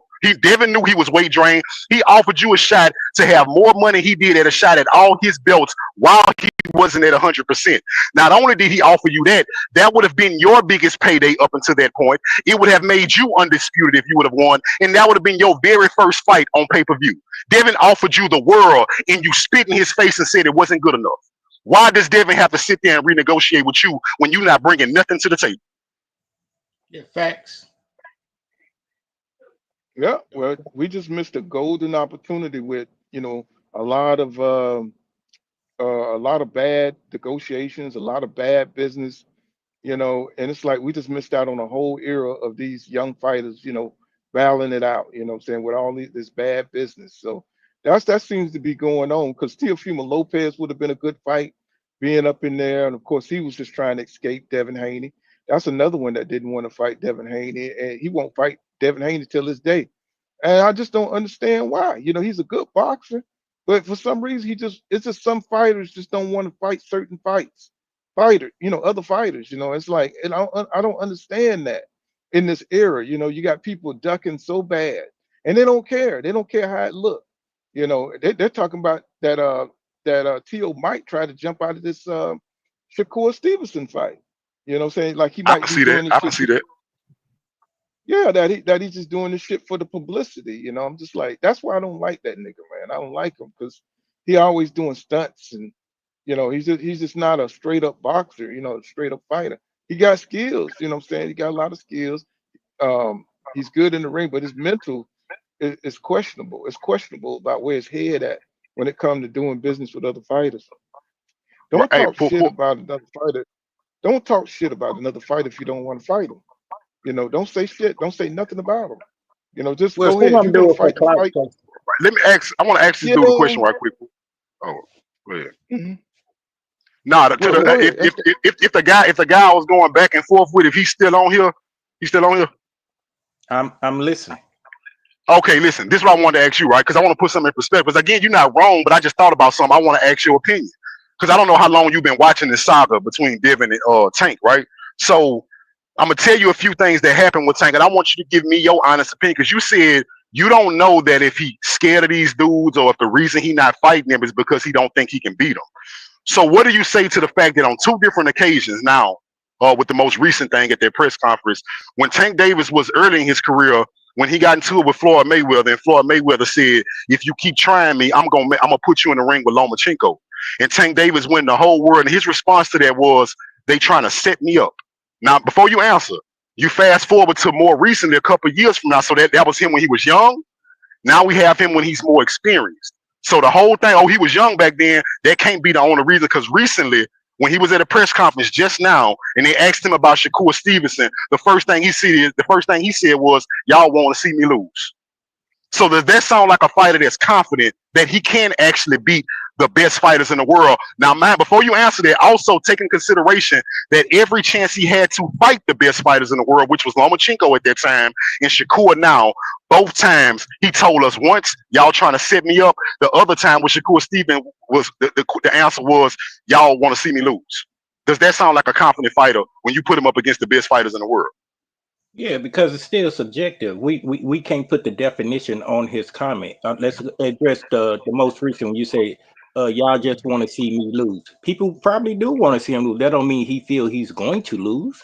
I think he's 100% correct. There's a body of people out here, a community of people out here that wants to see Tank lose. That doesn't mean that we feel like he would lose. Now go back to the other one with the Lomachenko one. I feel like it's all good, bro. Yeah, because I don't. It's not because, bro. Because what you gonna say what you say, right? And my only response to what you say, because I can see where you're going with it, is that we on two different wavelengths. Because my favorite fighters throughout my life, Roy Jones Jr., Floyd Mayweather, Muhammad Ali, Errol Spence, and Devin Haney, none of them would have answered that question like that to neither one of them questions. Neither one of them. I just say I'm not going to put the definition on his response. His response said, "Y'all want to see me lose." Do you feel like there's some people that want to see him lose? You heard what I said though, right? That's why I Oh say yeah, I'm not yeah, trying to go man. back and forth. But my point is, I support a certain type of man that I can relate to. And if you ever ask me about a nigga that want to fight me, my response is never gonna be y'all trying to set me up or y'all want to see me lose. My response be more like y'all must be trying to set that nigga up and y'all want to see him lose. Well, I mean that's good confidence if you feel you could beat the world, yeah. But I don't think Tank feel like he could beat the world. I don't feel like I think all the Oh well, fighters. thank you. No, you just said the truth, bro. And you just proved my point. That's all I was Yeah, trying to get out is that no, he no, don't think I he can was beat saying them. all the He don't I think don't he can think beat no them. yeah, I don't think no fighter is unbeatable. I haven't ran across him yet. And that's two, as far as who's scared of who, I think all the fighters that lace up, I think they done exhausted that fear. You know, they might get butterflies, but they not scared to get in the ring with somebody. Now, if they have a underlying Nah, a yeah, bottom they line, not scared to get beat up. Yeah, they not scared. No fighter scared to get beat up, but Tank is scared to lose. Again, I never said he was scared to get beat up. You can't be a boxer if you're scared to get beat up. What he is right, scared to right, do is lose. right. And I But don't see even that, think they have see, it. but now we in an era where it's okay, saying to do your own thing, and I think the older like traditional boxing heads, like Judah and myself, saying it's hard to accept that we got a fighter with Tank with such potential and such ability, to find out that he's a money fighter instead of a legacy fighter. I think that's where the divide is, that we want Tank to Mhm. be a legacy fighter, but he's a money Right, fighter. So right, and he's comfortable with exposing that. He didn't right. just come out and say that. So now we're finding out that he's more of a money fighter. He don't want to fight nobody he don't want to fight. You know what Yeah. I'm saying? And that's So all I'm saying. we gotta Actions speak louder than we gotta words. accept that. Right. Well, I Yeah, didn't but I accept think it. I think I I think it's think a what I community. think what King Judah said, he's been battling niggas for 5, 6 years, telling them that this dude is moving like that. He's moving off the traditional trajectory, the traditional route. He's moving like he want to move.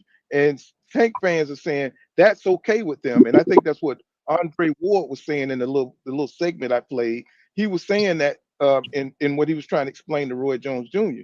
He was saying like, the shift is that you can have your own fan base and they support you in whatever you do. Long as you don't lose your fan base. They support your fights, your pay-per-views. You don't need a Shakur. You don't need to fight a Devin Haney. You can do your own thing. You can have your own career within a career, because long as your fan base support you and think that you the GOAT, that's all you need. You know what I'm saying? And And that's long, what Ward as long was, as he's was rocking the saying. W's, yeah. And then look what he was doing. That's great. His knockout ratio is way up. He have no losses. You know what I'm saying? Now, yeah, there are names on the resume going to the legacy side that he should have on his resume today that he doesn't. I agree with King Judah on that. I salute that. That's if you're really fighting for that type of legacy. I can't fault that man to say, hey, if it didn't come with the big bag, I don't want it. I don't give a fuck what his name is attached to. You know what I'm saying? And I can't be mad at that. You know, if I turned a pro fighter right now, I'm looking for the biggest payday. I'm not looking for undisputed. I'm not looking for Hall of Fame. I'm looking for that $100 million payday. That's me. And person say, oh well, But you're what but, ducking and but you what we're did to that. saying is don't act like you're a legacy fighter then. Don't No, come in no, there I acting never like said you he you did or want to say didn't. Okay, I no get no no what you're no. saying. But You're not. what Judah is saying, but what Judah is saying is he did. He Oh, did do that. I don't That's know that. I don't know that though. I don't. I you seriously, you I'm That not so putting happened, my bro. what He was cards calling up. himself strap season. At one point, Tank Davis was walking around on his shirt and all through his camp was strap season. He was telling people, "I'm coming to get all the belts," and he never did it. Oh, okay. Now you got now you pulling the curtains back and saying that so we could stay on that point. Then yeah, he was defrauding, the community. Speaking on that. But I think but he that's did why kind of like mask that's it.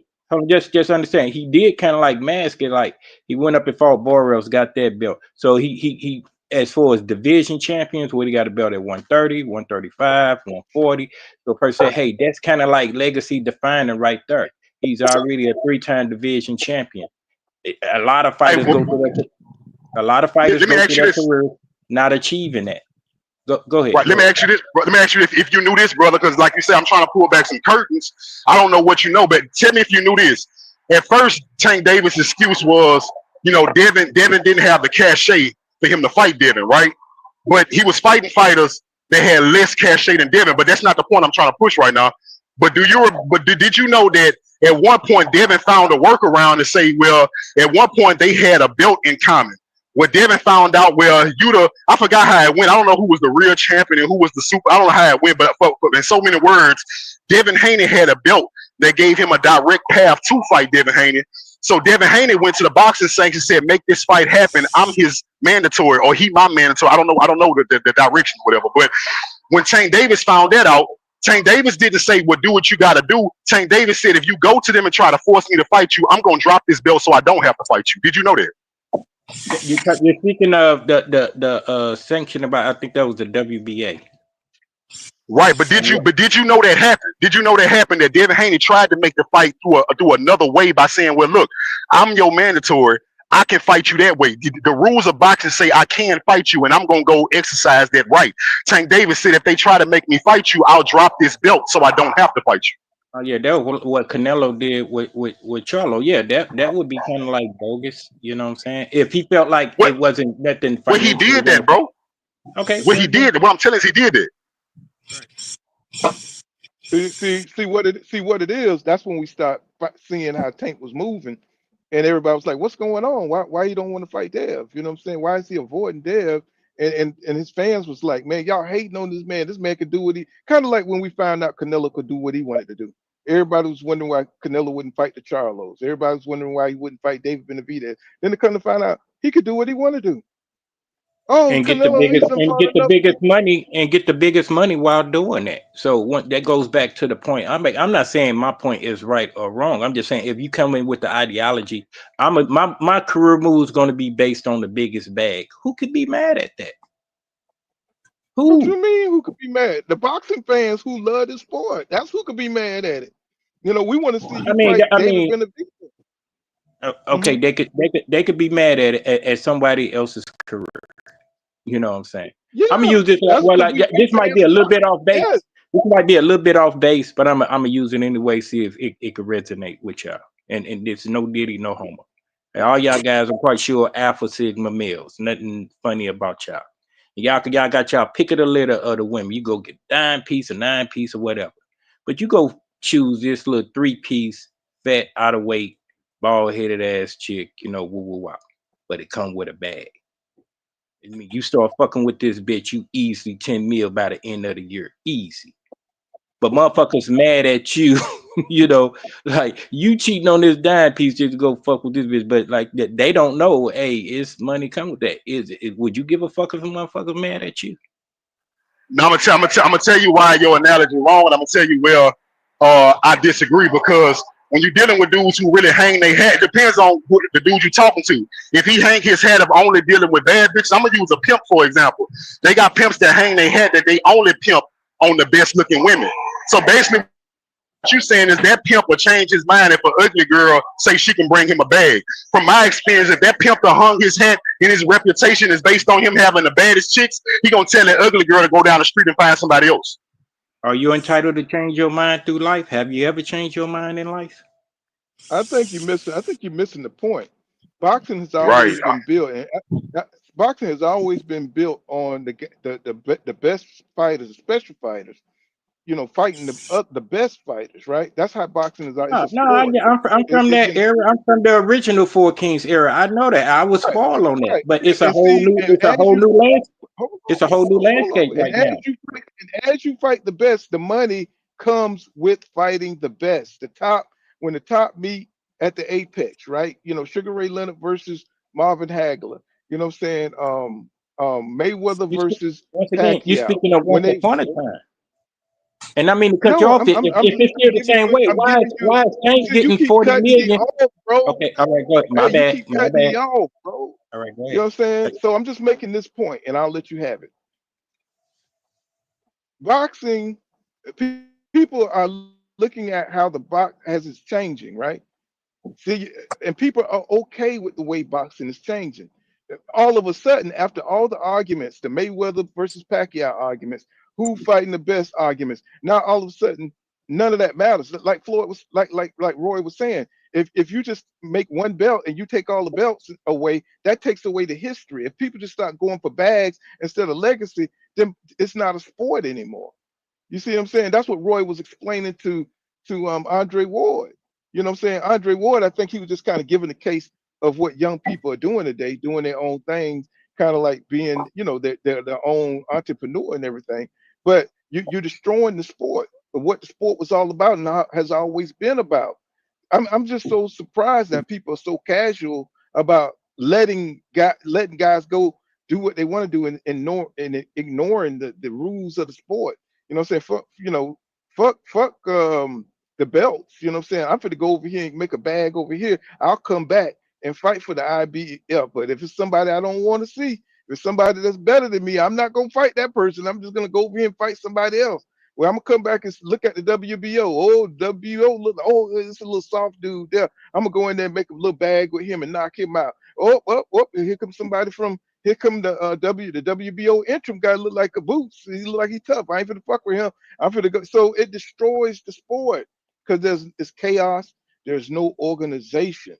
If everybody could just go off and get a bag and say fuck the belts, what happens to the sport of boxing? Well, I'm gonna destroy that narrative right quick, fool, about the whole bag thing, because they used to fly. That for years, Tank fans hung their head on Devin wouldn't make him enough money until Turkey Alex Sheik joined the conversation. Because when Turkey Alex Sheik came to boxing, he told Tank Davis, whatever you've been making and more than what you've been making, I'll pay you that if you fight Devin Haney. And Tank Davis still said no. So money is not the motivating factor here.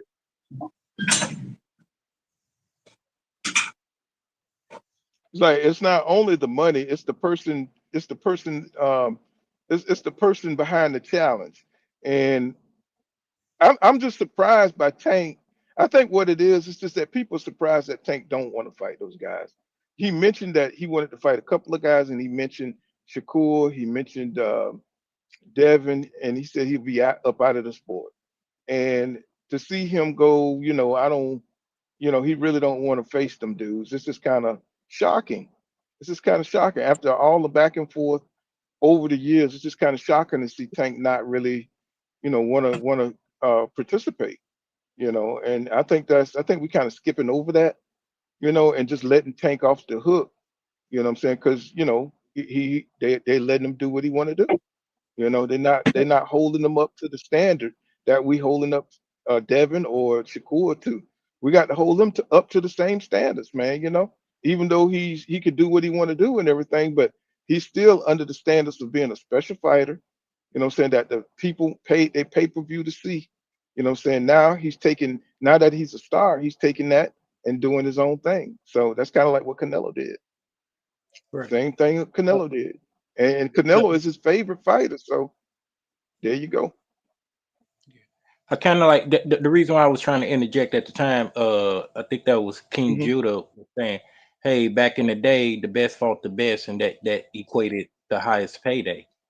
I mean, because it's been changed. Why is Tank getting 40 million to fight a Jake Paul, a YouTube boxer? I know it don't make sense as far as the legacy of boxing goes, but there's a prize at the end of that. We can't argue with that. So I think that's what's changed. I'm not agreeing with it. I'm just saying it is what it is, and you just gotta, accept that. The truth about Tank will come out after this. After he make that 40 million bag, okay, or is your stomach full or is you still hungry? So I'm still hungry. You say Turkey Alex Sheik will bring that same bag for him to fight, equal level, competition. And if he declines it, I'm all with you. Like, yeah, Tank the bag is. Oh yeah, my bad. If Turkey Alex Sheik come with the same amount of bag, to make the fight, and he still declines, yeah, your point is proven. Because you can't say it's about the bag. No, the bag is there. It's just the level of competition is more, level. So if he declines it, then, but I'm not giving up. I'm not giving up on him. I'm not saying it isn't that. If Turkey come with that bag, I feel like he'll line Devin up, and he'll line Shakur up. He'll be a fool not to take those fights. He'll be a fool not to take them. You know, now Bro, what all went on leading the up? money that came before. Listen, the money came before, bro. Like what I'm trying to tell you is what you're saying is not true, bro, because Turkey already offered that kind of money to fight Devin. Even before Turkey, when Devin was still with Eddie Hearn reached out to Tank Davis to give him his biggest payday at the time. He turned both of them down because Devin Haney was tied to it. What did that money look like? Was it over 40 mil?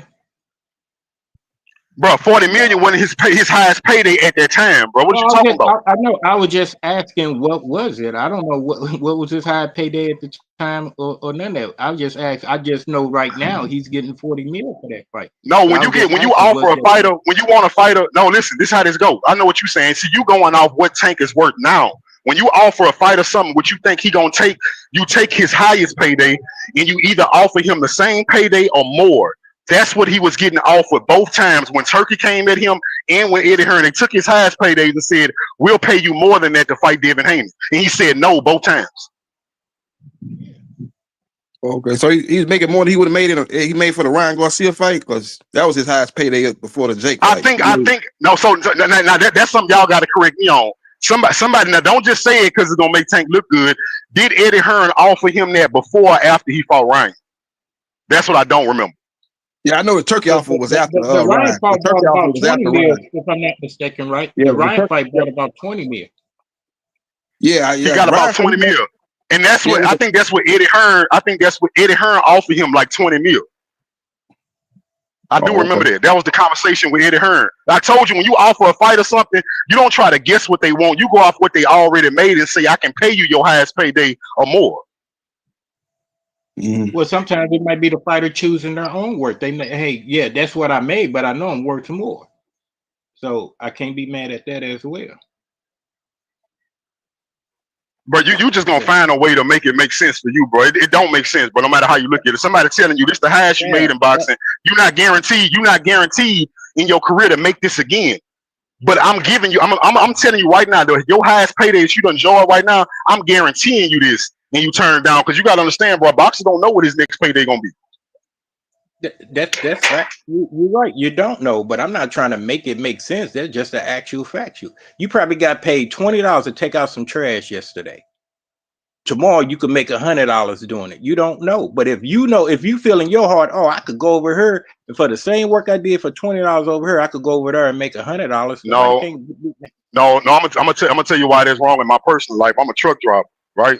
Every job I ever left. That's just an analogy. That's just an analogy. Well, but I'm just saying, no, but I'm proving it wrong because any job I ever left, when I leave one, not if I get fired, but when I decide to go to another job, you have to match what I was making at the last job or pay me more for me to leave. Right. So you're saying the same thing. That's probably how Tank see his career. My next fight gonna be double this or double that. He just putting it on the vision board. He probably feel like after this 40 million. I just told you that they offering him the most he ever made or more, and he's saying no. So it's not saying the same thing. No, you're right. We aren't saying the same thing. It's once you start assessing your own value, a person can't be mad at that. You could disagree with it, but if you know your value and that's what you want, a person can't be mad at that. I don't have a dog in a fight. But I can't tell Tank what he's worth and what he's not worth and what he should agree to and what he can't agree to. He's a grown man at the end of the day. He said he's in it for all money is good money. All money. All I'm saying is all money is good money if it's not tied to Devin or Shakur. That's what I'm saying. But no, you're right. I wish the best for all of them. Let me ask y'all something. Hey, Vergil Ortiz, they fight on November 8th, right? Vergil Ortiz Jr. and Erickson Lubin, they fight on the 8th of November, right? Yep. Yeah, they fight on the 8th of November. Let me hear who you guys got and why. Let's get off this cause we'll be going on and on all night long talking about what Tank gonna do, and Tank for the retire on our ass. Ain't even come back to the sport. So who you got, King Judy? You like this Vergil Ortiz Jr. Lubin fight? So my honest take on this, I'm not big on Vergil. I never been big on Vergil, bro. I feel like Vergil had a lot of talent, but he jumped in on the fact that the Mexican fan base, they behind their fighters 100%. So he used that to his advantage because so far as I've seen, bro, he ain't never beat nobody that made me think he was who they say he is. All they know is he's the obvious successor to Canelo Alvarez when it comes to being 100% Mexican. Because even though David Benavidez should take up that mantle, there's probably a lot of Mexicans that don't feel like they should jump behind him 100% because he's only half Mexican, right? That's my opinion. So with that being said, I think Lubin got what it takes to expose him. The only thing I'm scared of about Lubin is Lubin been in many wars, and Lubin is older than him, and Lubin has made it to that age where anytime Lubin step in the ring now, you never know when he's gonna get old right in front of us. So I'm pulling for Lubin, and I'm hoping he still got enough in the tank to get it done. Because if he do, he's gonna beat Vergil. But if he get old in that ring, he's gonna lose to Vergil. Okay, King, what you think? What you think about that fight? Doom, doom, doom, doom, doom, doom, doom, doom. How much time?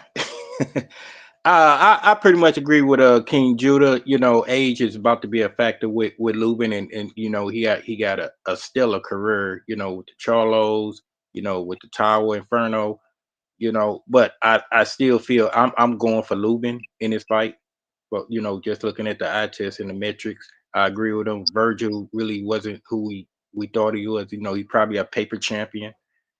And I think he will be exposed. But the card he got in his hat is Lubin could get old in the ring. But I'm not banking on that. I think you know, if Lubin really go in and train for that fight, he got that. And that's on one of my daughter's birthday as well, November the 8th. But yeah, I see Lubin taking it, possibly KO really exploiting him. You know. Damn, I'm surprised. I'm surprised that Vergil Ortiz is on the road right now. I mean, I think them were good wins between Jorge Madronov guy. I thought them was some good wins for him, man. I think even Lubin would have had a hard time beating them dudes. This gonna be a really good fight. JB, what you think about it? Yeah, it's a good fight. It's a true 50-50 fight. You know, a lot of people throw that 50-50 around. In a lot of cases, it don't be no 50-50 fight. But this is a true 50-50 fight. If both fighters bring that A game, I think Lubin is the more talented fighter. But I just got to look at the fact that Vergil, you know, that guy there is more consistent in his style. He's got a will to win. And I just don't know if Lubin punch resistance is going to be there. But if it is there, he's got an excellent chance to win. Lubin knows this is probably his last chance, you know, to be the guy that puts him in a position to fight for a world title. You know, he's getting, like you say, he's long in it too, because he started young. He came on the scene like at 21, so he's been around a while. He's probably just turned 30, but he's been in a lot of wars. He's fought at the top level or right beneath the top level for a while now, so he knows this is a big opportunity. I think he brings his A game. And I think Vergil brings his A game. But the problem is the fight is in Fort Worth, Texas. Lubin is the B side, and Erickson Lubin know he's got to dominate because the fight is close. I don't see him getting a decision in Vergil Ortiz's backyard. So I got Ortiz winning by a split decision. I think it's going to be one of them controversial fights where people say, well, Lubin probably won the fight, but a lot of swing rounds here and there. Could have went either way. One of them 7-5 type of fights, 6-6, 7-5 either way. I don't think Lubin gonna win that type of fight in Ortiz's hometown of Fort Worth, Texas, and Ortiz being the A-side fighter, the younger fighter, the fighter that Golden Boy is looking to build around. Well, check this out. I like Vergil by split decision, close fight though. But nobody's talking about the Floyd Kid Austin Schofield, Kid Austin versus JoJo Diaz. Y'all already know that is a mismatch right there.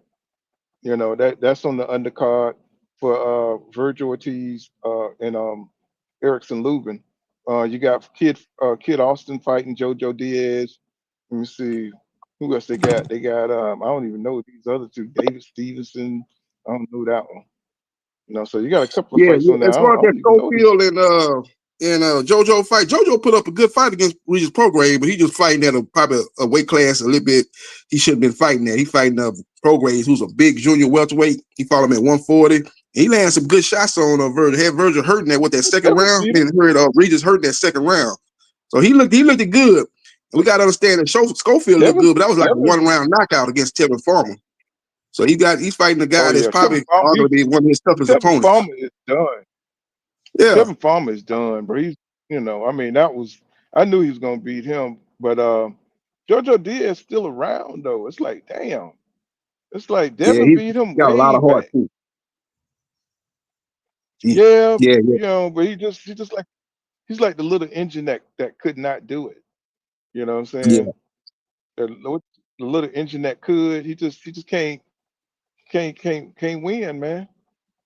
Like Yeah, you Yeah, I think said, he's he the was little just Schofield bad engine in decent. the that's league. still I think trying. Schofield decent because he's the younger, fresher fighter. But I think JoJo gonna have his moments. I think he gonna test him a little bit. But I just think he's just a Yeah, little bit too athletic, a little bit too young. You know, a little bit more fresher fighter. I think he yeah. probably Cause stopped him in the mid part of the fight, somewhere around 6 or 7. He stops JoJo. But it's gonna be a good fight. It's gonna be a fire fight. yeah, but Kid Austin, he got focus problems. You know, he got focus problems and he got holes in his defense ain't that good. You know, but JoJo don't have no pop though. You know what I'm saying? So he's gonna be good in this fight. There's no way JoJo's gonna be able to beat him because he ain't got no pop whatsoever. You know what I'm saying? Like absolutely none. He could hit you 5 times in the jaw and ain't gonna do nothing but tickle you. Yeah, You know, you he didn't think couldn't he hurt hurt Hey, I Regis. Regis? think You didn't think he hurt Regis' program? He hurt Regis in that second round. He might have hurt him a couple other times. Regis kept saying he was off balance, and that's just how he be reacting to punches. But he hurt him. He hurt him for sure in that second round of that fight. And I he put think up a good fight. That's why he getting this fight on I, real quick. He got a quick return fight because he put on a good performance against Prograis, even though he lost. I think Prograde is. I think he got old in the ring. I think Prograde is because he at one point when we after that Devin fight, it's just he just didn't look the same. Who was that who beat the shit out of Regis? Who was that? Devin Haney What beat was him his bad. last fight? It was He another lost to fighter. what was Catterall? What did Jack Catterall beat him? Yeah, Jack yeah, Jack Catterall Carter. beat him, I I think think. it was that beat the shit out of him. Man, I was like, come on, Yeah. man. Regis, you got old overnight on us and stuff.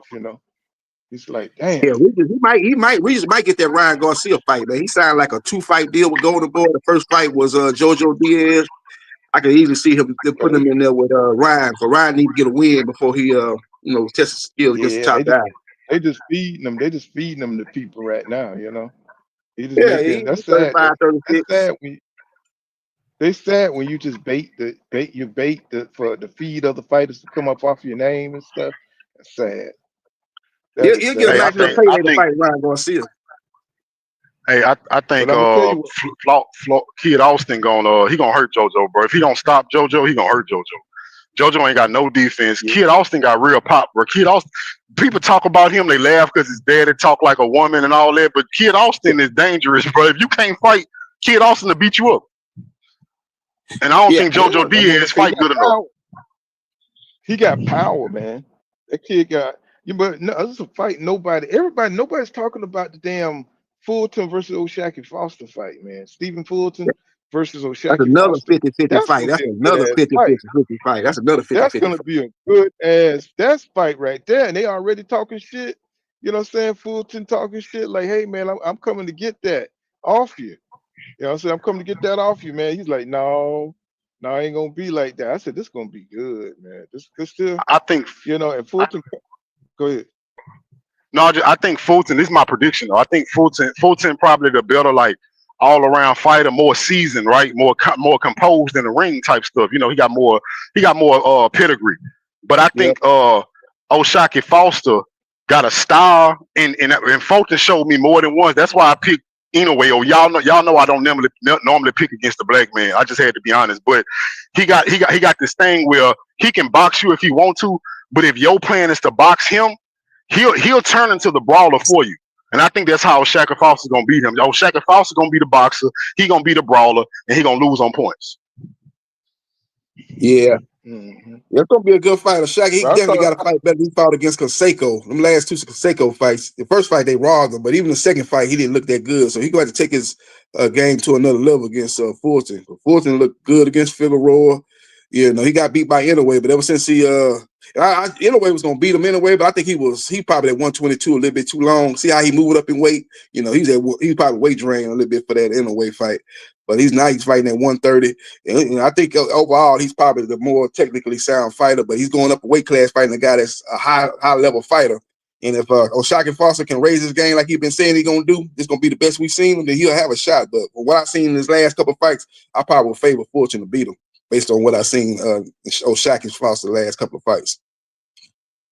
it just depends on what version of what version we're gonna get of Stephen Fulton, because I thought he was going to outbox anyway, but anyway was just too fast, too strong for him. And he handled Brandon Figueroa pretty good. You know what I'm saying? He handled Figueroa real well. But I mean, it just depends on what version we're gonna get because Shaq Foster be on the shit now. Like you said, the first fight he got robbed. You know what I'm saying? But he's gonna be up and motivated. And then we got to think that Fulton is coming up in weight. He's coming up in weight. So we got to look at that because you can't just say that how he's going to handle that little extra weight that he got. You know what I'm saying? Shaq had been sitting at that. He's been acclimated. You know what I'm saying, at that weight for a long time. So don't be surprised if you see Fulton get hurt. So I'm Yeah, telling you. he going up 4 pounds from 126 to 130. It's 4 pounds. He actually looked bigger than Shockey in at that press conference, but he looked like he need to get in He got shape that though. He stout. looked kind He of got that pussy, stout ass. unfortunately. He got that stout body. You know what I'm saying? So he be coming in the ring with them damn boots, look like Tim's. That Yeah, should be tricking me. It be throwing me off, man. I was like, is he fighting in boots? What's going on? yeah, Now man, look like that's a Tim's, damn. them boxing shoes. It looked like Tim's though on the outside. Well, But I he want to just talk about something right quick though. Well, I want to talk to you about something. This one thing I noticed about us in the Black YouTube, right? We get caught up because we like that. We're not like the non-Black fan bases who they just harp on Black fighters and praise they fighters for no reason. We try to keep it more. We try to keep it more balanced over here. But one thing we don't do enough, we don't talk about the other side enough. And one person that's really getting to me right now is Inoue. I don't think Inoue trash at all, right? But Inoue is nowhere near as good as they market him to be. And I'm gonna tell you why I believe that. Because I don't know that until he fight the best, right? That's why I like to see the best fight the best, because I find out more. Now, you had Fulton, right? I like Fulton, but to me that wasn't enough for you to prove that you is who they say you are, right? Because Fulton, like I say, Fulton, he'll fall into your game plan. So Fulton will give a fight away. And that's what I think he did with Inoue. He'll give a fight away. So until you answer that bill, because Bruce Carrington been calling him out for 2 years now. You never moved up to fight Bruce Carrington, but you keep fighting these people that I have no idea who they is. And not only is you fighting nobodies, these nobodies is knocking you on your ass. So how can you be this great if you fight nobodies and over again they keep knocking you on your ass? There's no way you can be as good as they say you are. So until he move up and fight somebody like a Bruce Carrington, that's probably the closest person to his weight that's gonna show me something, then Inoue ain't shit to me. Mm-hmm. I want to see when he fight Nakatani. Now he got a fight against Picasso. December 27th. Picasso was a good fighter too, but I think he's gonna get through him. And I want to see how he fight Nakatani. That's gonna be a great fight. Cause Nakatani, man, that guy, he don't get the publicity like Inoue is, but he's just as good as a fighter, man. I think he might be naturally bigger than Inoue, so that's gonna be a good fight up in the Tokyo Dome. Probably But let early me ask next you year. this: does beating Nakatani, but really, brother, does beating Nakatani actually put him on the echelon that they got him on? Does that make him good as Usyk and Bud Crawford? No, but Nakatani is in the top 10 of the pound for pound rankings, though. He's probably like the lower part of the top 10, 8, 9, or 10. A lot of different rankings have him around those numbers, 8, 9, and 10. So he would be beating a guy that's in the top 10 of the pound for pound rankings. So he'll definitely Respectfully, brother. get And respectfully though, no disrespect. You understand that's the criteria you go off. I don't go off there because you know why? The pound for pound list has always been flawed to me. Because you said Nakatani is in the top 10, right? I don't think Nakatani, if they was in the same weight class, I don't think Nakatani can do nothing with Shushu Carrington. He can't do nothing with Shushu. So what I'm saying in that instant, I know you said that Nakatani got there from some of the fighters he may have beat.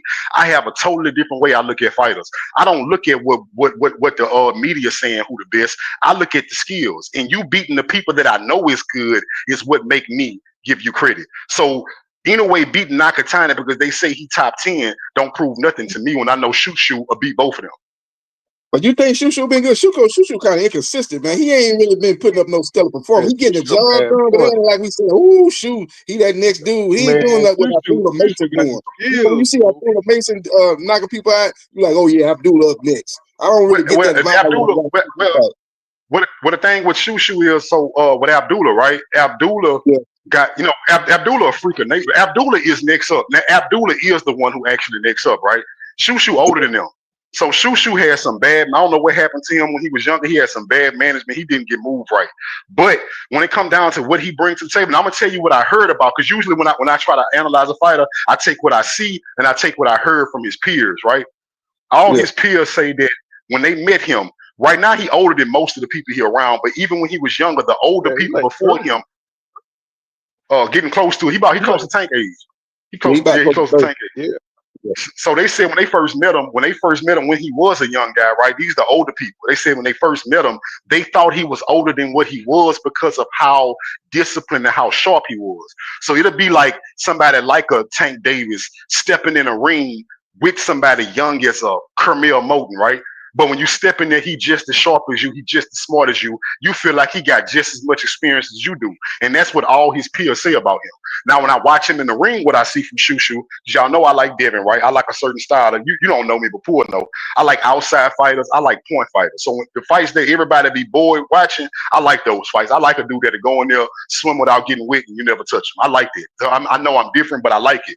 But also, I do acknowledge the fact that sometimes these fighters have to show their ability to fight on the inside, because like Floyd Mayweather told Devin, you're going to run into people that's going to make you fight no matter how good you is. Because if they had people that made Floyd fight, you best believe you're going to run into somebody that's going to make you fight no matter how good you think you is. You're going to have to sit there and fight this dude. Shushu showed me better than Devin, better than Tank, and better than Shakur. He can mix up fighting from long range, mid range, and on the inside better than all of them, including Abdullah Mason. I like Abdullah, but Abdullah don't fight on the inside as good as Shushu. Shushu mix it up seamlessly, bro. He can go from jabbing to the outside, working on the inside. If you lunge to make it ugly, not only will he oblige you, he'll beat you to the spot and outwork you on the inside, land his shots and push you off again. He is the only one that can do that. That's angles. And he got the angles, man. That boy, crazy angles. Is he gonna fight that tall? What's that tall Spanish guy? The guy that beat had that 2 fights with I can't remember his name. It was Robis. What's that boy's name? He fought Robisi Ramirez. What's that tall guy that's at around Shushu's weight class? Big tall guy. He's a good fighter. He fight with top rank too, like Shushu. Yeah, I ain't gonna lie, brother. I don't watch the lower class. I just like Shushu. You know what I'm saying? I don't really watch the lower class. He tall for that weight class. It's a Spanish dude. He real tall for that weight class. You know, around that 130. He real tall. He's been linked to fight Shushu. He's really the guy that he's a Spanish fighter. So that'd be a real good fight for top rank. Once they get if they ever get a platform to showcase their fights on, that would be a good fight. So is Shushu with top rank? So is Shushu with top rank? Yeah, he's with top rank. You know what Shushu should have did? And I ain't gonna say right now because the hype done kind of died down a little bit. The momentum, I'm gonna say the momentum. These dudes gotta swallow their pride. I told you they gotta start thinking. You know why Devin in the position he is? It's because Bill Haney is a thinker. He's a hustler. So he thought about the best way to put Devin in good position. See, Shushu didn't have that, right? But if I was Shushu personally, I'm gonna tell y'all something that y'all not gonna agree with, but I'm gonna tell you what I would have did maybe 2 years ago. If I was Shushu and I saw that I started off late, I'm better than everybody. So racist Shushu is a threat because he's better than the people he's supposed to be fighting, but they have more cachet, so they never have to fight him. He was never moved the right way, right? So you're in a bad spot. Now you aging. I would have signed to somebody that I knew had the hype around him that was going to give me these fights by default. Of course, that would have been Floyd Mayweather, but Floyd Mayweather really got out of it before Shushu came up. But the next best thing, and I'm not just saying this, bro, because I am who I am, I would have signed to Devin Haney. When Devin Haney was on his meteoric rise and that momentum was going straight to the top, if you would have signed to DHP Promotions, you would have got those big fights because you would have been tied to a dude that was in the spotlight. He would have got you those fights. Yeah, he could have got on something undercards and Devin Haney fought on. Yeah. I would have swallowed my pride. I would have did that. I would have signed to DHP back then. I'm telling you. I'm gonna tell y'all another fight that Frank Martin getting back into the ring up under the Fundora card. He fighting on Rances. But it's hard to look good against Rances, though. It's hard to look good against him. Look at how Gary that's the one that was given. Yeah, I was just about to say. He was giving him all kind of trouble. Yeah, he might have been ahead in that fight. That fight was very close before they stopped it. And Rances was like, "Why they stopped it way too early?" He got caught with a couple of good shots, and the referee jumped in. I'm like, "What you doing?" Rances, man, he's hard to look good against, man. I got to give Frank credit for fighting a guy because, after that knockout loss to Tank, you want to come back and style and look good, but it's going to be hard for him to look good against Rances, man. He's hard to fight and look good against. I think Frank get the job done, but that might be a hard watch, man. That's gonna be on the undercard. I don't know if it's gonna be on the pay-per-view portion of the Thurman Fundora card, or it's gonna be on their YouTube card. You know, they got the YouTube card that they show, the preliminary card, then they got the main event card. And, you know, Frank pissed me off though. What you said, Judah? No, I was saying Frank pissed me off, but you know I like Frank, bro. Let me tell you what I didn't like about Frank, because you know for years, this one I gave Tank his credit, because I respected how Tank handled that fight and what he showed me in that fight against Frank, right? Even though a lot of people say Frank Martin was weight drained, but I ain't gonna get into that. But what happened, what I seen with Frank was, bro, he was outboxing Tank. Whenever just like I thought, just like I predicted, if Frank Martin sat in front of Tank and used his mind and boxed Tank, Tank couldn't beat him. Well, you know what Frank messed up at? Whenever Tank did stalk him into a corner when Frank knew he was gonna have to, he couldn't use his feet too much, couldn't box, you may have to fight, or you have to stop Tank, because all he's trying to do now is corner you and put power on you, right? What Frank never did, what he should have did, and it's the simplest thing in boxing. If he would have utilized clinches to force the ref to reset, he would have beat Tank Davis. He never clinched Tank. When Tank forced him into a corner by stalking, he just let Tank get off. Not once did he ever stop Tank offense by just simply clinching him when you can and forcing the ref to reset y'all. Then you can go back to boxing. Yeah, that's what Haney would have did. That's what Haney does a good job of smothering his opponent. When they get close, Haney can grab him and take him back to the middle of the ring. Yeah. So I see what you're saying. I think Frank Martin tried that, but then he kept getting caught. He kept getting clipped. You know what I'm saying? He didn't know which way Tank was coming, and he got kind of intimidated, and he kind of got thrown off his game and shit. And he got clipped because he was clinching Tank and walking. I don't remember. I got to rewatch it. Because I don't remember, because I remember that was my biggest criticism of that fight. So I got to rewatch it because I don't want to lie, but I don't remember a clinch. I think the moment was too big for him, because it was a big fight. I think the moment was too big for him. And if he would have fought his fight, what I'm saying, he could have performed under the pressure. I think he would have beat Tank. But because of the experience of a big fight, I think. Right. Now, I agree with you. Paul. That's the big part. But I want to say this: can we agree now, since we in the era of weight draining people? Because I'm not trying to harp on this dude, but Tank Davis done did it twice now. Well, you don't weight drain two people. We done seen you do it twice, and both of the results was the same. You stopped both of them, and now I didn't know this years ago because I didn't know enough about the science of boxing or as the biology. Right? I didn't even know that being weight drained lowers your punch resistance. I learned that from Tank Davis because what he was doing to people. So can we say that for all we know, Frank Martin got stopped because he was weight drained? Well, the other kid that what was that kid that could barely make weight? He was passing out before the weigh-in. He was a Dominican kid. It was a Dominican kid that fought. I think he fought Frank Martin.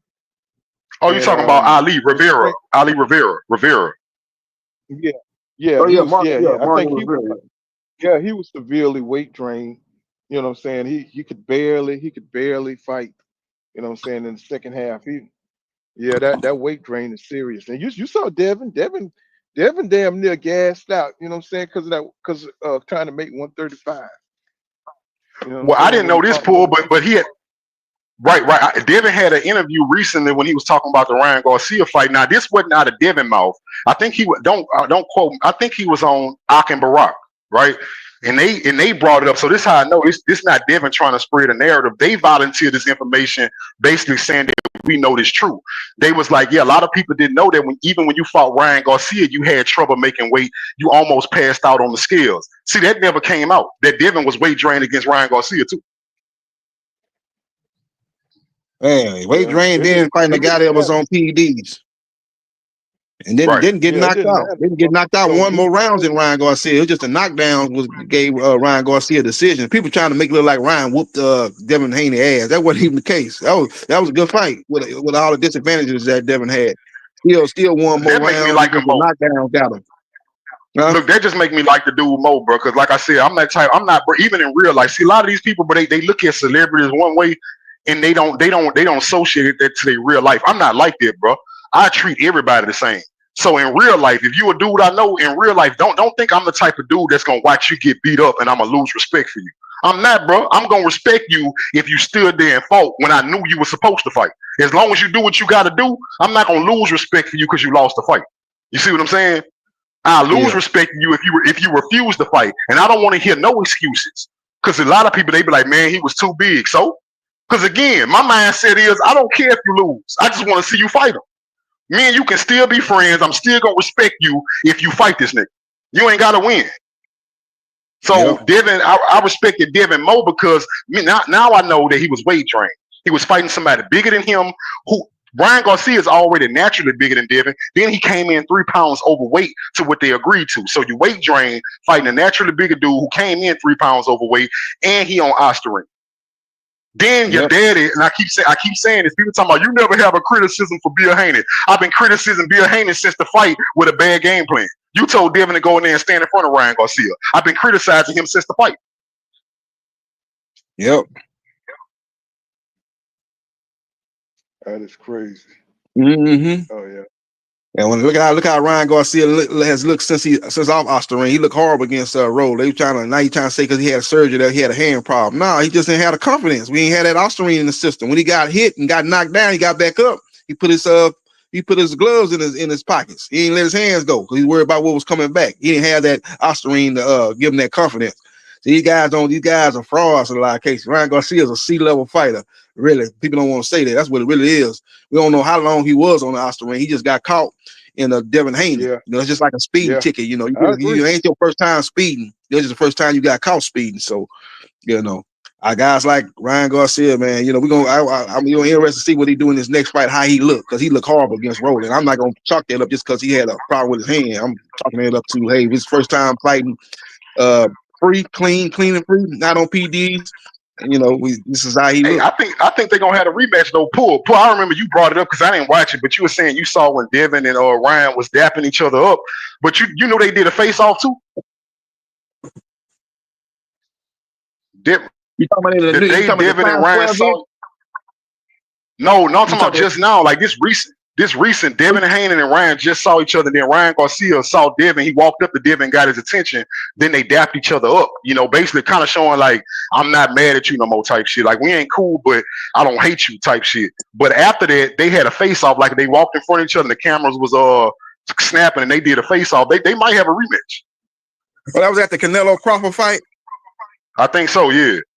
They had a lot of face off. They had Shakur Teo had a face off. Wilder and Ruiz had a face off. Everybody was out there trying to shop their fights. They say Netflix. We finna try to shop our fight to Netflix.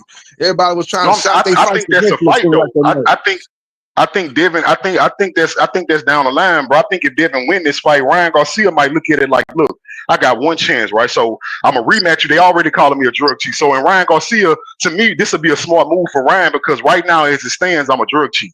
If I beat you clean, I've rectified it, right? But also, if you beat Brian Norman Jr. and I rematch you, now I can be a champion at 147 again. So you can put your career right back where it was with one fight, and Devin Haney hold the key. Yeah, I think Ryan got to get a win. You know, maybe fight Prograis. Prograis signed with Golden Boy, beat Regis Prograis, and then Devin beats Brian Norman Jr. And then we got a big fight. If they have a big fight in the summer of the first quarter of 2026. And like Poole said, Devin need this. He need that rematch for his own psyche. Yeah. You know, come in there with a better game plan. Ryan Garcia off Osterine, then we find out who truly is a better fighter. But like I said, I think Ryan got to get a win though. He lost to Roland and then looked horrible in that fight. Get you a win over Prograis. If Devin beats Brian, then yeah, that should be a good fight.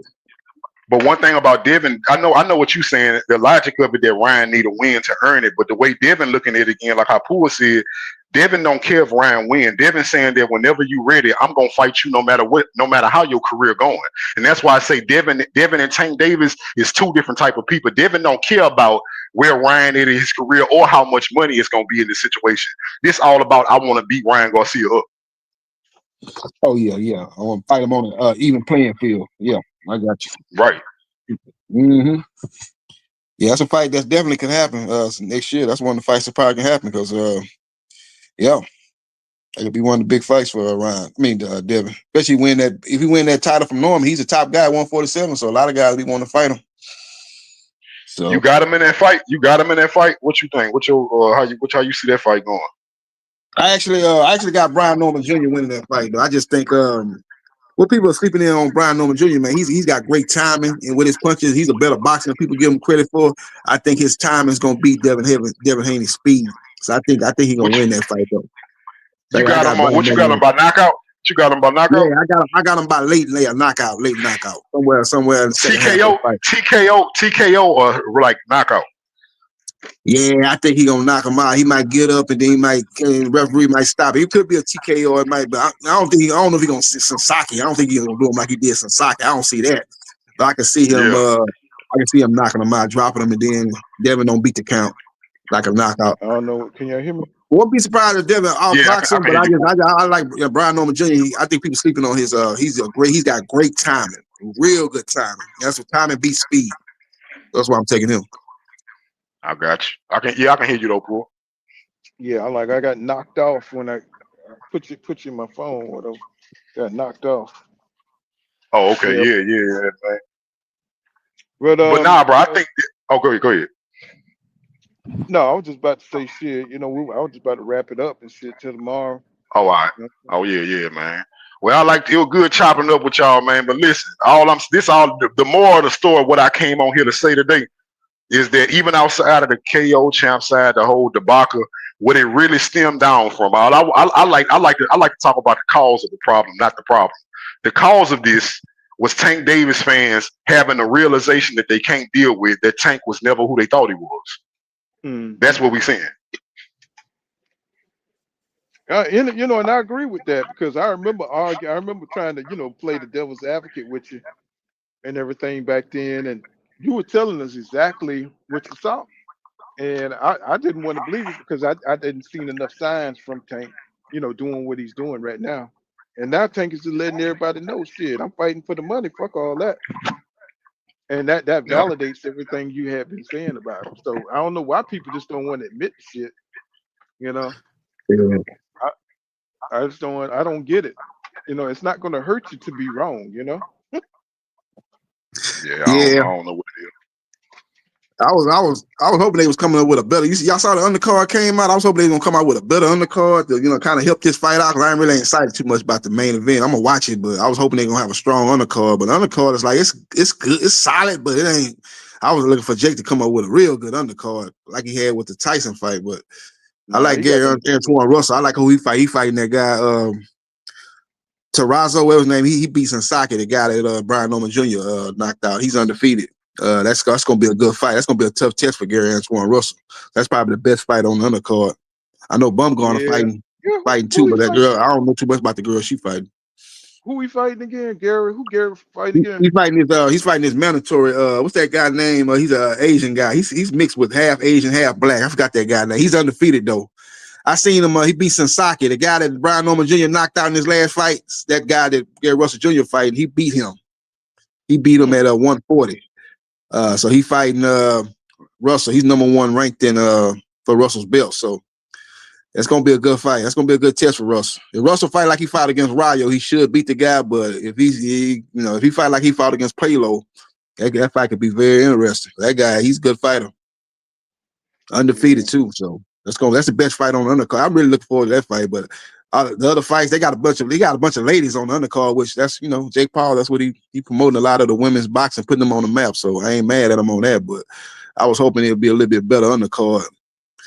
Yeah. Well, we're gonna wrap it up for the day. You know what I'm saying? If I come on tomorrow, I will. But I'm delivering tomorrow. I'll probably be at a tank watch somewhere. Hopefully they got good Wi-Fi, and we'll be back on tomorrow. I'm trying to get back. You know what I'm saying, on here as consistently as I used to be. You know what I'm saying? I'm just mixing in. I just have to do it after I get done driving. But you know what I'm saying? I see you guys, you know what I'm saying, in the next live stream. Thanks 300 for coming out. And we're gonna build back up, but it's never been about the views, it's always been about the boxing. So see you guys, y'all check out JB.